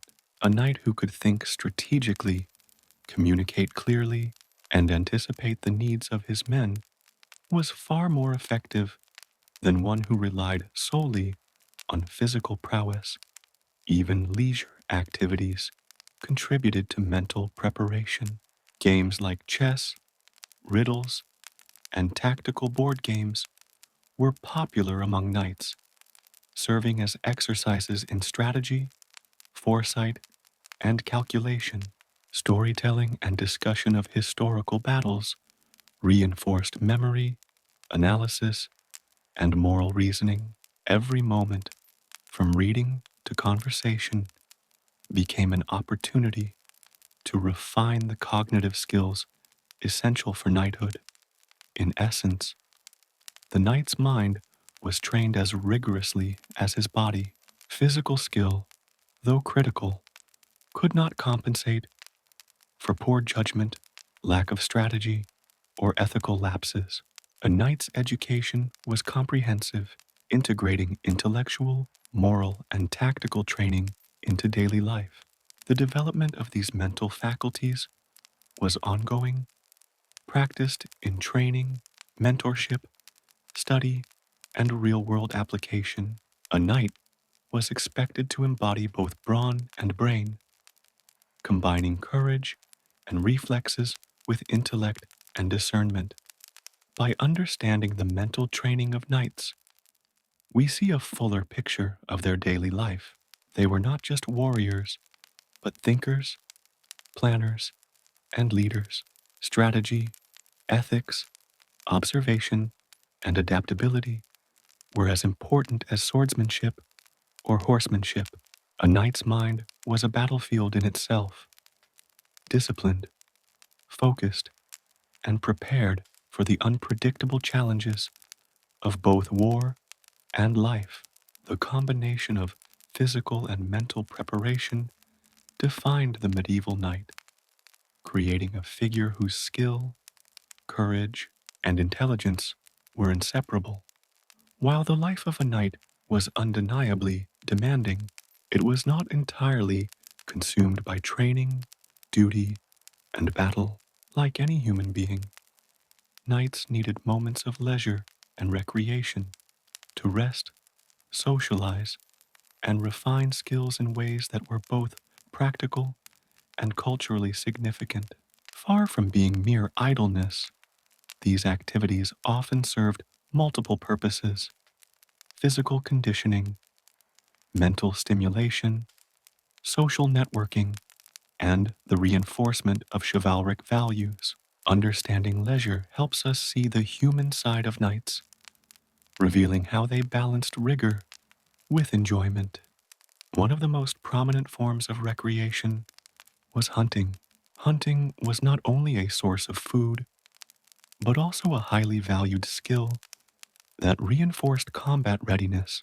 Tracking game required patience, keen observation, and strategic thinking, skills directly transferable to the battlefield.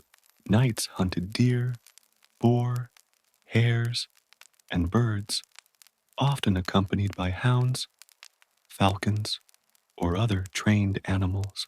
Hunting parties were social events as well, bringing together lords, knights, and sometimes even royalty. Beyond sustenance and training, hunting reinforced social bonds and demonstrated status.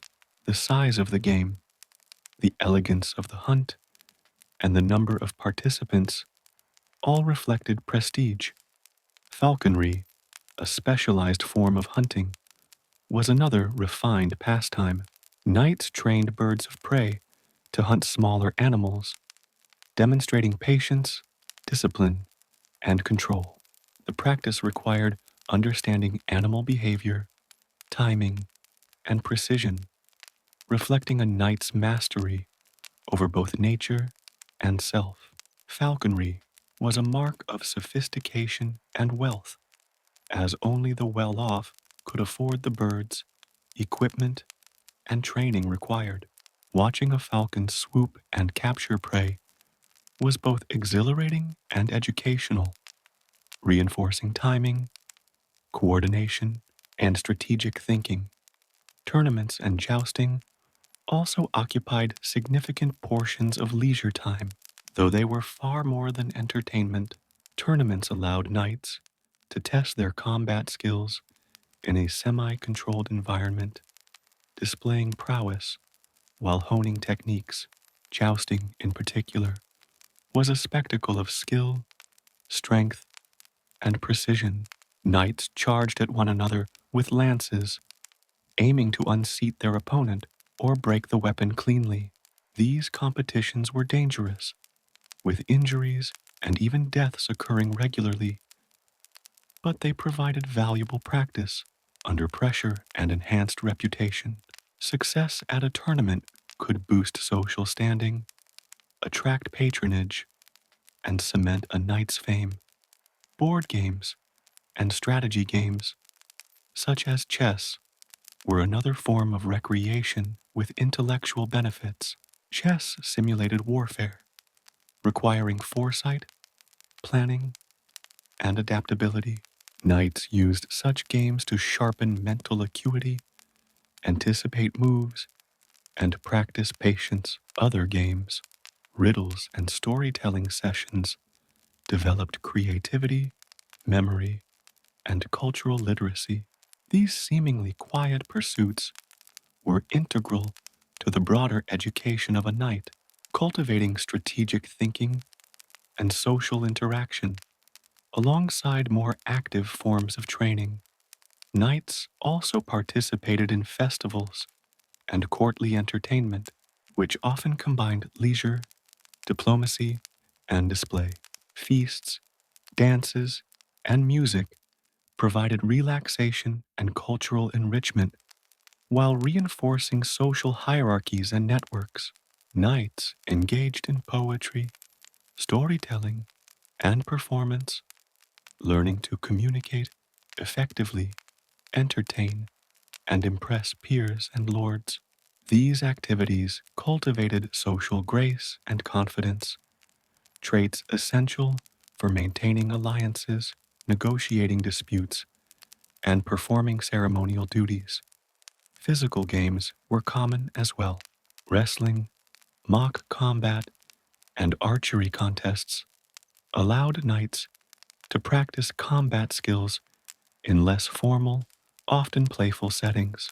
These games built stamina, agility, and reflexes while providing enjoyment and camaraderie. They also reinforced teamwork and competition, motivating knights to refine techniques and build confidence. Even when seemingly recreational, physical games contributed directly to a knight's readiness and discipline. Music was another leisure activity with multiple purposes. Knights might learn to play instruments or listen to court musicians.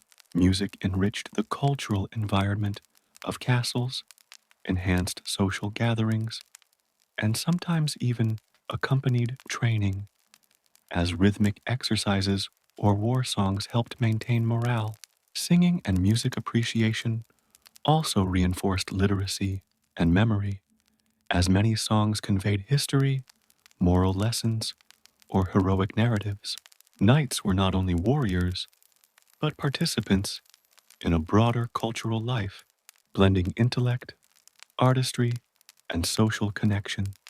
Hunting, games, tournaments, festivals, and music all had a ritual and symbolic dimension.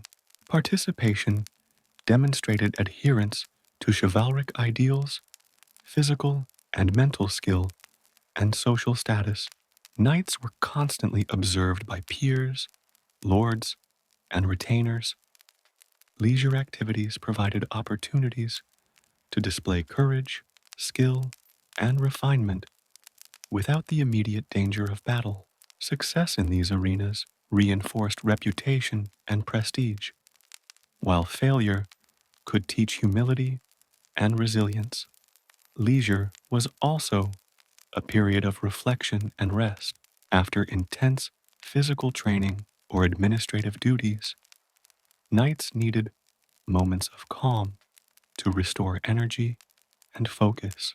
Quiet walks in the gardens, meditation, prayer, or solitary study offered mental reprieve and spiritual nourishment.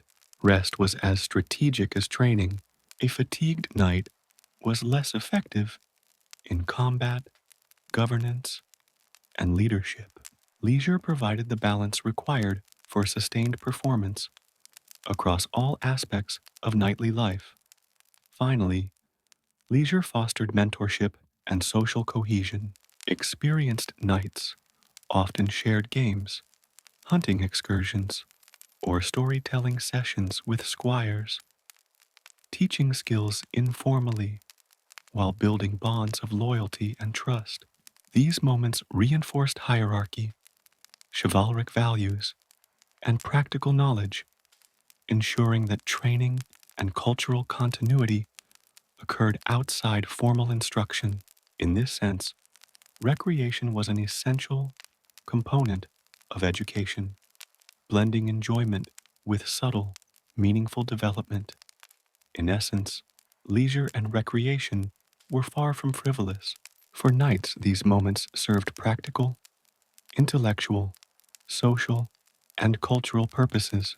Hunting and tournaments honed skills, strategy games sharpened minds, and music, storytelling, and festivals reinforced identity, diplomacy, and moral education.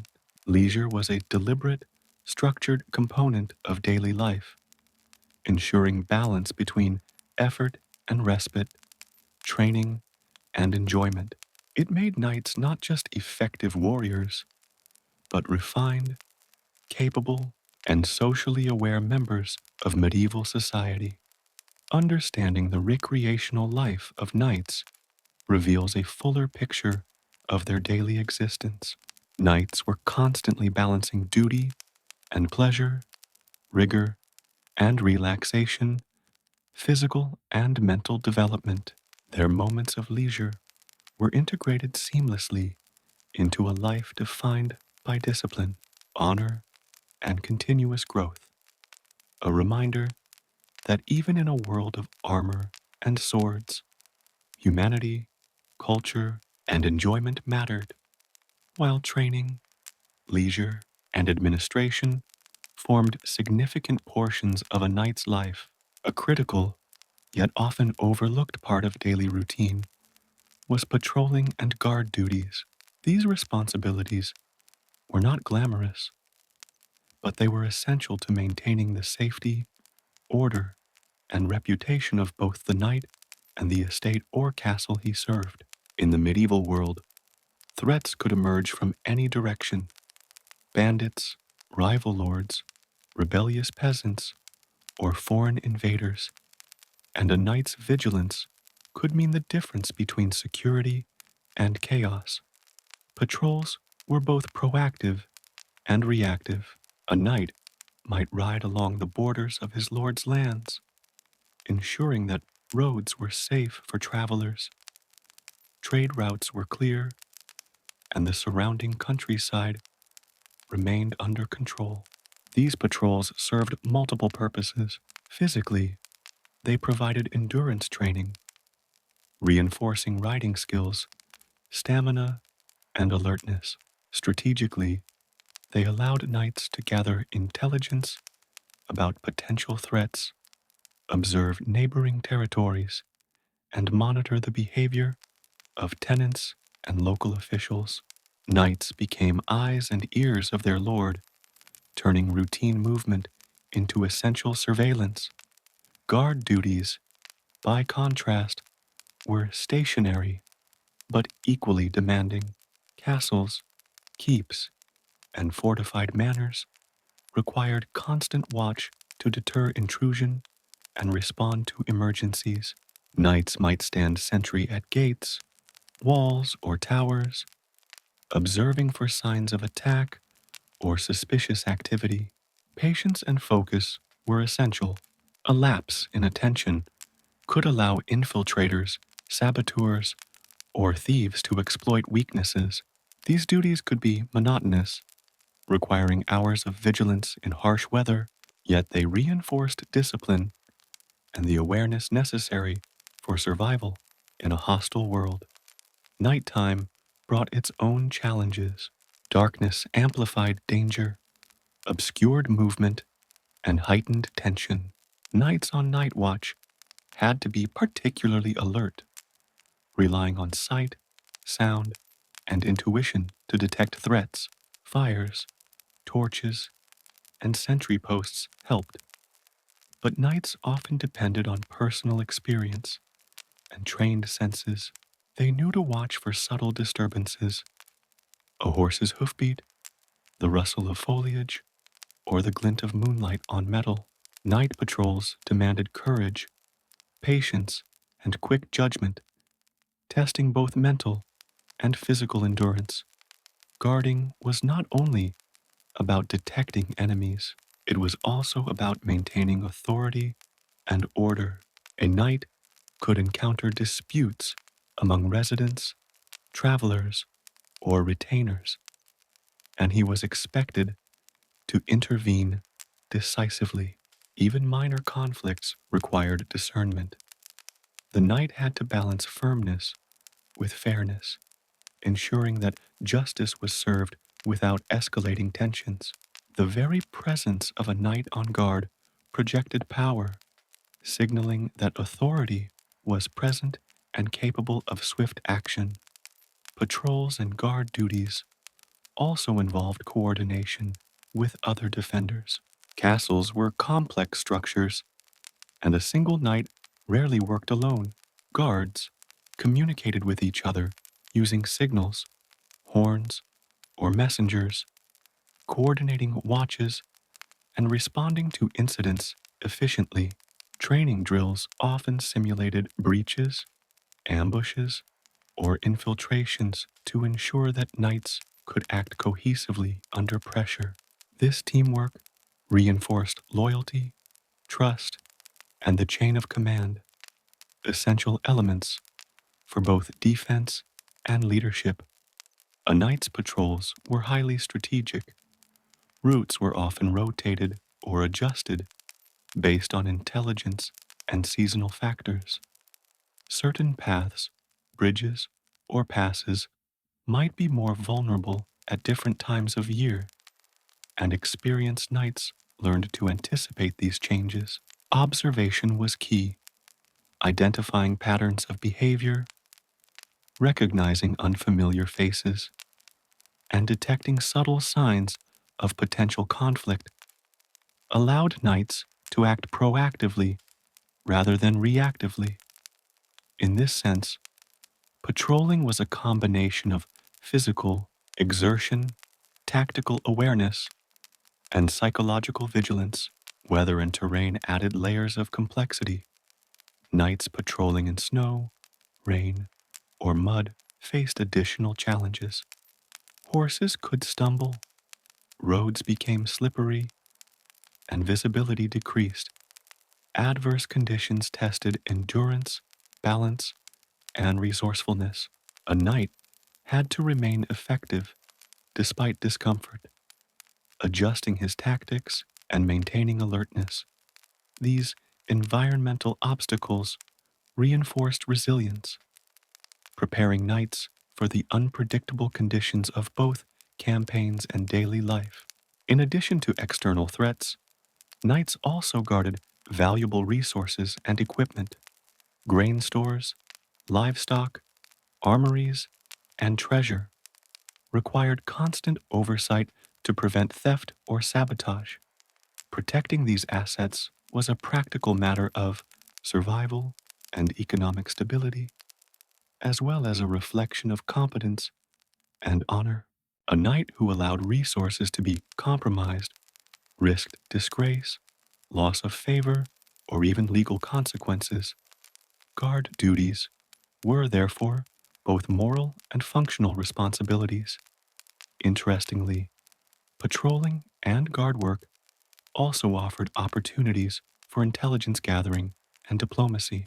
Knights often interacted with villagers, travelers, and neighboring lords, collecting information about movement, rumors, or potential conflicts.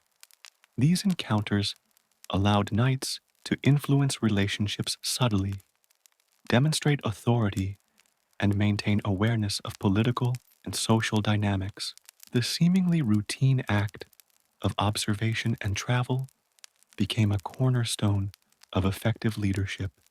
Even during relatively peaceful times, these duties instilled discipline, routine, and situational awareness.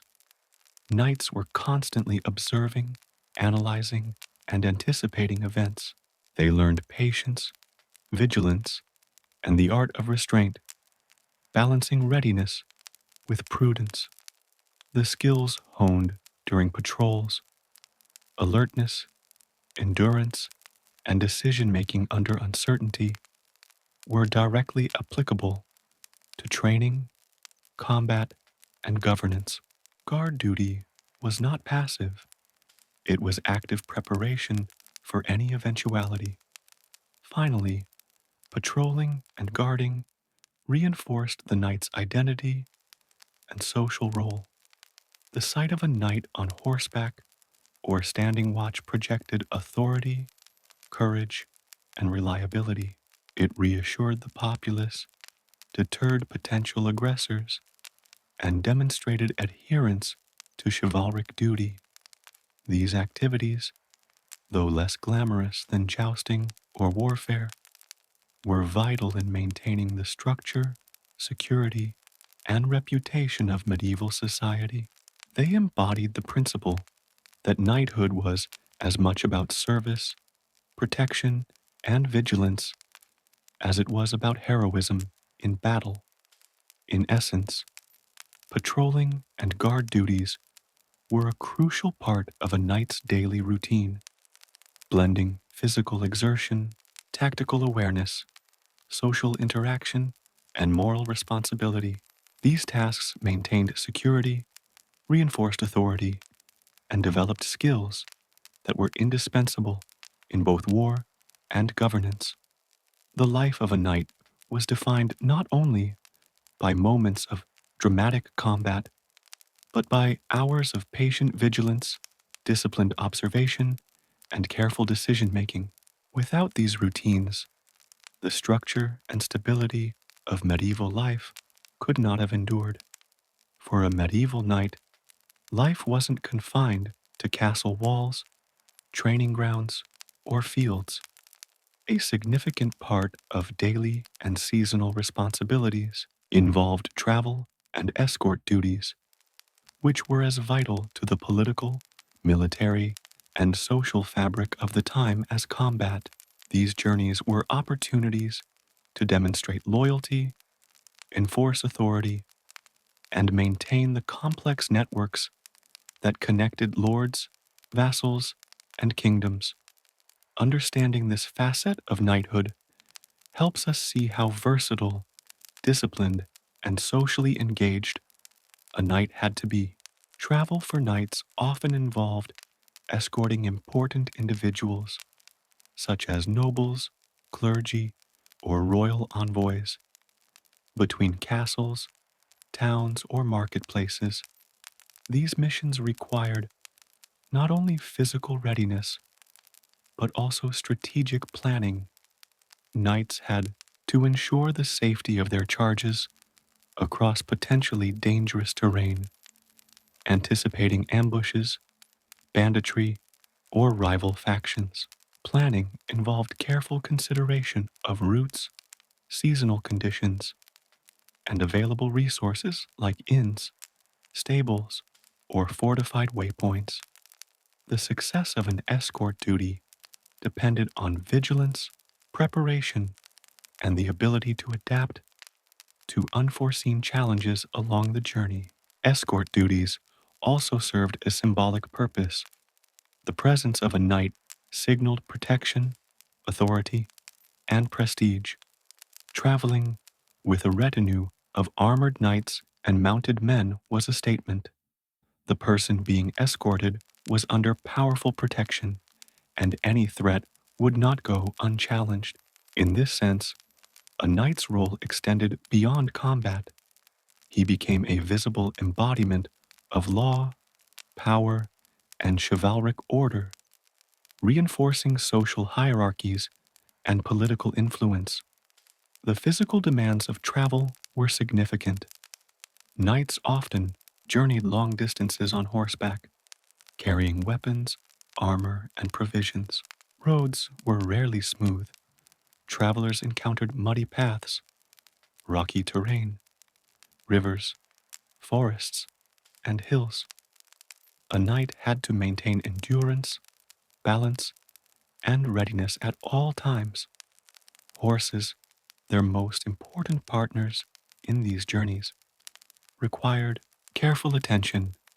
Feeding, watering, and checking for injury were constant concerns. A well cared for horse was essential for both speed and safety, and the knight's responsibility extended to ensuring the animal's condition throughout the journey. Strategic considerations were always at the forefront during travel. Knights assessed terrain advantages and vulnerabilities continuously. Narrow passes could be ideal for ambushes. Open plains allowed for faster movement, but exposed travelers to visibility. Natural obstacles, seasonal changes, and local populations all influenced the choice of routes. Skilled knights learned to anticipate potential hazards, and adapt accordingly, using their training in observation, tactics, and quick decision-making to keep themselves and those they protected safe. Traveling knights often encountered towns, villages, and settlements, which provided both opportunities and challenges.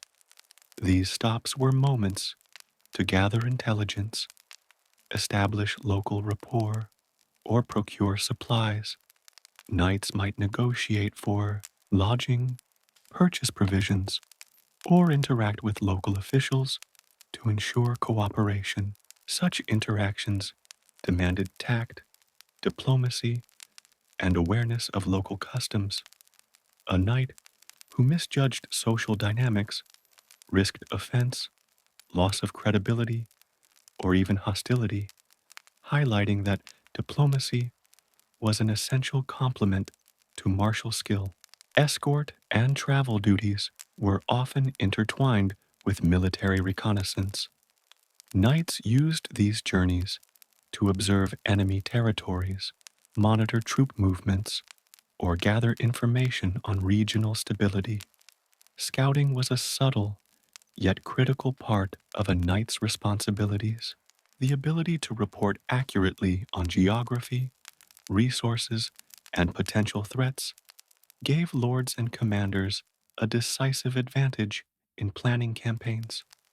Every travel mission could double as an intelligence gathering exercise, blending practical movement with strategic purpose. Religious obligations often accompanied travel. Knights might escort pilgrims or clergy, ensuring their safety on routes that were potentially hazardous due to bandits or hostile territories. Protecting religious figures reinforced social and spiritual duty, aligning with chivalric ideals. Many knights viewed such missions as morally significant, blending practical protection with devotion and service. These tasks underscored the dual nature of knighthood, a balance of worldly responsibility and ethical commitment. Travel could be socially enriching as well. Knights often interacted with other nobles, knights, or officials during journeys. These encounters provided opportunities for networking, exchanging news, and observing trends in military strategy, governance, or culture. A knight's ability to communicate effectively, represent his lord, and negotiate minor disputes during travel contributed to the political cohesion and social hierarchy of the time. Travel was not merely movement, it was a mobile platform for influence and relationship building. Escort duties also reinforced discipline and readiness. Knights had to remain alert at all times, whether riding on open roads, passing through forests, or resting at waypoints. Fatigue, distraction, or complacency could lead to ambush, loss of property, or injury. Long journeys honed endurance, observation, and situational awareness, sharpening both mental and physical capabilities. The routine of careful vigilance and methodical preparation became second nature, reinforcing habits crucial for battlefield and administrative success. Travel and escort responsibilities required careful coordination with a retinue. Knights rarely moved alone. They traveled in groups with squires, foot soldiers, or other knights. Coordination involved assigning positions, planning communication, and ensuring readiness for sudden engagement. Maintaining morale and cohesion over extended periods was essential, particularly during long or hazardous journeys. Effective leadership ensured that the group moved efficiently, remained alert, and completed missions successfully. Finally, travel served as a reminder of the interconnectedness of medieval society. Knights were mobile agents of authority protection, and influence. Through travel and escort duties, they bridged castles, villages, towns, and kingdoms, ensuring communication, security, and the smooth functioning of feudal obligations. These journeys demonstrated that a knight's life extended far beyond immediate surroundings, requiring adaptability, strategy, and social intelligence, in addition to physical strength and combat skill. In essence, travel and escort duties were a critical component of knighthood, combining physical endurance, tactical awareness, diplomacy, and vigilance. Knights moved not only as warriors, but as protectors, observers, and representatives of authority. Every journey demanded careful planning, quick thinking, and disciplined execution, reinforcing the multifaceted role of a knight in medieval society. Through these duties, a knight's presence became a living symbol of order, power, and chivalric responsibility, showing that even away from the battlefield, their daily life was defined by service, vigilance, and preparation. In the life of a medieval knight, religion was not merely a personal belief or private devotion. It was an inseparable part of daily routine, social expectation, and moral framework. From morning prayers to ceremonial obligations, a knight's day was often punctuated by religious duties that influenced behavior, decision making, and even military strategy. Understanding this spiritual dimension provides insight into how knights balanced martial life with moral responsibility, creating a structured, disciplined, and ethically guided existence. A knight's day often began with prayer, typically at dawn. Whether kneeling in a private chamber or attending the castle chapel, this morning devotion served multiple purposes. Spiritually, it reinforced faith and reminded the knight of his moral obligations. Psychologically, it provided a moment of reflection, focus, and grounding before engaging in the physical and social demands of the day. Morning prayers often included recitations of psalms, petitions for protection, and gratitude for divine guidance, framing the day with intentionality and purpose. Mass and communal worship were central to a knight's routine, particularly for those serving the Lord with strong religious ties or during periods of peace. Attending chapel was not just a personal act of devotion, but a social and ceremonial responsibility. Knights were expected to participate in processions, kneel respectfully, and follow liturgical protocols. Public worship demonstrated piety, reinforced hierarchical relationships, and integrated knights into the broader spiritual and civic community. Observing proper behavior in religious settings was as much a reflection of discipline and social grace as it was of faith. Holy days and religious festivals punctuated the knight's calendar, often requiring adjustments to routine duties. Knights participated in rituals, feasts, and processions, balancing obligation with celebration. Easter, Christmas, saints' feast days, and local religious events brought structured pauses in labor and training, allowing for communal observance, reflection, and reinforcement of moral ideals. Knights might also sponsor or organize ceremonies, supporting churches, monasteries, or charitable activities, further intertwining martial, social, and religious responsibilities. Religious obligations extended to the battlefield as well. Knights often sought divine protection before combat, dedicating actions, vows, or victories to God. Prayer before a campaign, blessing of weapons, and participation in religious rites reinforced courage, focus, and moral justification for military action. The idea of fighting for justice, faith, or a Lord's cause was inseparable from spiritual legitimacy. This alignment of faith and action provided a psychological foundation, helping knights maintain resolve in the chaos of warfare. Knights also observed private devotional practices throughout the day. Short prayers, reflection on scripture, or meditation on moral lessons were common, providing moments of pause, guidance, and ethical calibration. These practices helped maintain emotional balance, especially during periods of stress, injury, or uncertainty.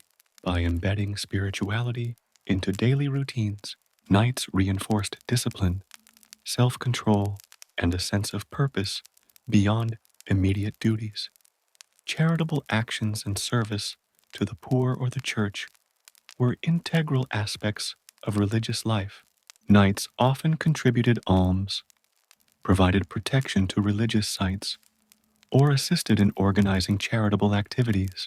These acts reinforced the knight's moral and social obligations, demonstrating commitment to the ideals of chivalry, protecting the weak, serving the community, and honoring God. Such actions were both ethically significant and socially visible, reinforcing reputation alongside personal piety. Pilgrimages, though less frequent, were another spiritual duty. Knights might travel to holy sites, both within their region and abroad, as acts of devotion, penance, or fulfillment of vows. Pilgrimages demanded physical endurance, discipline, and planning, blending the martial and spiritual aspects of knighthood. The journey itself was a form of practice in patience, observation, and resourcefulness, reinforcing skills valuable in both warfare and governance. Ceremonial blessings of armor and weapons were often performed before tournaments or campaigns. These rituals symbolize the sanctity of martial endeavor and the moral responsibility that accompanied the use of force. Knights understood that their strength and skill were not only tools of power, but also instruments of justice under divine guidance. Blessings reminded them that ethical conduct was inseparable from martial prowess and that accountability extended beyond human authority to spiritual oversight. Confession and spiritual counsel were important for maintaining moral integrity. Knights were expected to reflect on actions, seek forgiveness, and receive guidance from priests or chaplains. This process reinforced ethical behavior, emotional resilience, and social responsibility. The moral dimension of knighthood was as structured as training in combat. Ethical lapses could damage personal honor, social standing, and spiritual well-being. Confession was therefore both a personal and professional duty. Religious symbols and attire were constant reminders of faith. Crosses, holy relics, and inscriptions on armor or weapons served as both protection and moral reinforcement. Knights might carry rosaries, wear medallions, or display crests with religious significance.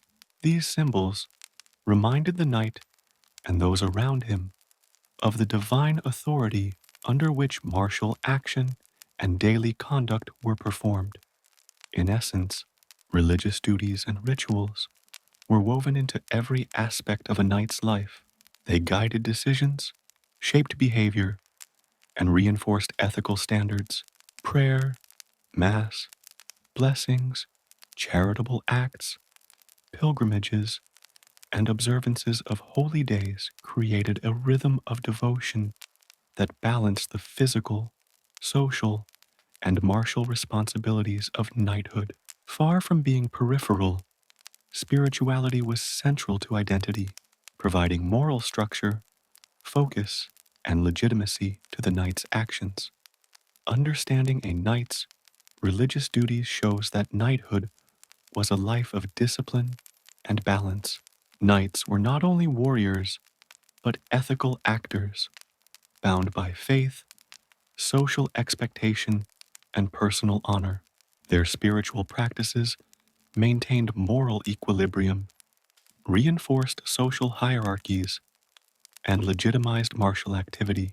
Daily life was a careful interplay between action and reflection, duty and devotion, strength and conscience.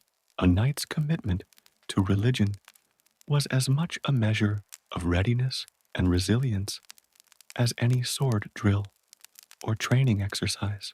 Through religious duties, knights embodied the ideal that true knighthood required alignment of body, mind, and spirit. Faith was inseparable from daily life, informing conduct, guiding strategy, and shaping identity. By integrating devotion into routine, knights cultivated discipline, courage, and moral clarity, ensuring that every action, whether on the battlefield or in daily administration, was informed by ethical and spiritual principles. A knight's daily life was inseparable from the training and assistance provided by a squire, who was essentially an apprentice preparing to become a knight. From adolescence, a squire learned by observing, assisting, and performing tasks under the supervision of an experienced knight. This relationship was both educational and practical. Squires polished armor, maintained weapons, cared for horses, and ensured the knight was battle ready. Their work extended to running errands, preparing meals, and assisting with administrative duties, blending labor with mentorship. Squires also engaged in martial training, practicing swordplay, archery, and horsemanship. Alongside the knight, they observed tactical decision-making, battlefield strategy, and leadership, internalizing the principles of chivalry through direct experience. The squire-knight relationship was hierarchical, yet collaborative, fostering loyalty, respect, and skill development. In essence, squires were the backbone of a knight's routine, ensuring readiness while learning the multifaceted responsibilities of knighthood. Knights often acted as envoys or representatives of their lords, traveling to negotiate treaties, resolve disputes, or deliver messages. These journeys required strategic thinking, social tact, and physical endurance, as roads could be dangerous and politics delicate. Knights had to maintain decorum while projecting authority, balancing diplomacy with the implicit threat of martial enforcement. Travel for political duty was a vital component of daily life, reinforcing alliances and demonstrating loyalty, showing that a knight's responsibilities extended far beyond combat. A key duty of knights was maintaining security over their lord's lands, including patrolling estates, castles, and roads. Patrols deterred banditry, monitored tenant behavior, and protected travelers.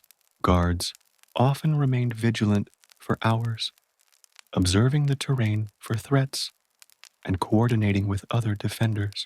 This responsibility required patience, alertness, and tactical awareness. Even in times of peace, routine patrols were exercises in discipline, endurance, and authority, ensuring stability and reinforcing the knight's role as protector and enforcer. Tournaments were not just spectacles, they were intense training grounds for knights, blending skill, strategy, and social display.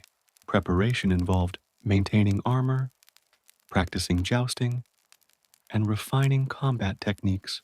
Knights also studied opponents' tactics and rules of engagement, honing both physical and mental agility. Participation enhanced reputation attracted patronage, and reinforced chivalric ideals. Even off the battlefield, tournaments structured a knight's training regimen, combining competition, spectacle, and discipline in a controlled yet challenging environment. A knight's horse was central to daily life, requiring meticulous care and management. Grooming, feeding, exercising, and inspecting the animal for injury were essential tasks, often performed alongside the squire. Riding skills were honed through drills, training in speed, control, and endurance. A well cared for horse enhanced battlefield performance, tournament success, and status. Knights spent significant time ensuring that their mounts were strong, responsive, and ready, recognizing that mastery over their steed was as critical as mastery over their own body and weapons. Knights were responsible for knightly defense and vigilance, standing guard at castles, gates, or strategic positions. These duties required focus, patience, and situational awareness. Darkness increased vulnerability, demanding alertness to subtle signs of intrusion or attack. Night watches reinforced discipline, preparedness, and coordination among defenders. Beyond protecting property, these routines demonstrated authority, maintained order, and ensured the safety of both inhabitants and resources, reflecting the knight's enduring role as guardian of his lord's domain. A knight's equipment was both life-saving and status-defining, making armor and weapon maintenance a critical daily duty. Polishing metal plates prevented rust, ensured mobility, and preserved strength in battle. Swords, lances, and daggers were sharpened and inspected for cracks or damage, as even minor flaws could be fatal. This meticulous work required patience and precision, often performed with the assistance of a squire. Beyond functionality, well-maintained armor and weapons conveyed wealth, discipline, and professionalism, reinforcing the knight's reputation both on the battlefield and in social contexts. Proper care was a reflection of responsibility, dedication, and honor, intertwining practical necessity with the symbolic power of appearance. Contrary to popular belief, many knights were educated in reading, writing, and languages, particularly those involved in administration or diplomacy. Mastery of Latin, French, or regional dialects allowed knights to interpret legal documents, correspond with other nobles, and participate in courtly matters. Daily practice could involve writing letters, maintaining records, or reading chronicles of history and strategy. Literacy expanded a knight's capacity for leadership and negotiation, complementing martial skill. Education nurtured critical thinking, memory, and cultural awareness, ensuring that knights were capable of managing estates, instructing squires, and performing duties that extended beyond the battlefield. Knighthood was inseparable from ethics and moral reflection, guided by the Code of Chivalry. Daily life involved contemplation on loyalty, courage, justice, and protection of the weak. Knights reflected on recent actions, considered the moral implications of decisions, and sought alignment between behavior and chivalric ideals. Confession, mentorship, and counsel with clergy reinforced these values. This constant engagement with morality ensured that a knight's strength was balanced by wisdom, reinforcing his role as both warrior and ethical guardian. Ethical reflection was not abstract. It influenced administrative decisions, conduct in combat, and social interactions, shaping the knight's reputation and legacy. Knights were active participants in social networks, attending feasts, gatherings, and courtly events to reinforce alliances. These interactions allowed them to discuss military campaigns, negotiate support, and exchange information. Daily engagement with peers, lords, and allies cultivated respect, loyalty, and influence. Knights also hosted or entertained guests, demonstrating hospitality and refinement. Social duties combined diplomacy, cultural awareness, and strategic thinking, highlighting that knighthood required sophistication in addition to physical skill. A knight's network could affect reputation, career prospects, and access to resources, making social engagement a central and ongoing responsibility. Finally, knights required periods of rest and spiritual reflection, essential for mental clarity, physical recovery, and ethical grounding. Even amidst duty, training, and combat preparation, moments of quiet allowed for meditation, prayer, or personal reflection. These periods reinforced focus, moral alignment, and emotional resilience, preparing the knight for the challenges of the next day. Rest was not idle, it was a deliberate act that maintained stamina, mental discipline, and spiritual balance. Through reflection and renewal, knights cultivated endurance, awareness, and the inner strength necessary to fulfill the complex demands of their life in service, combat, and leadership.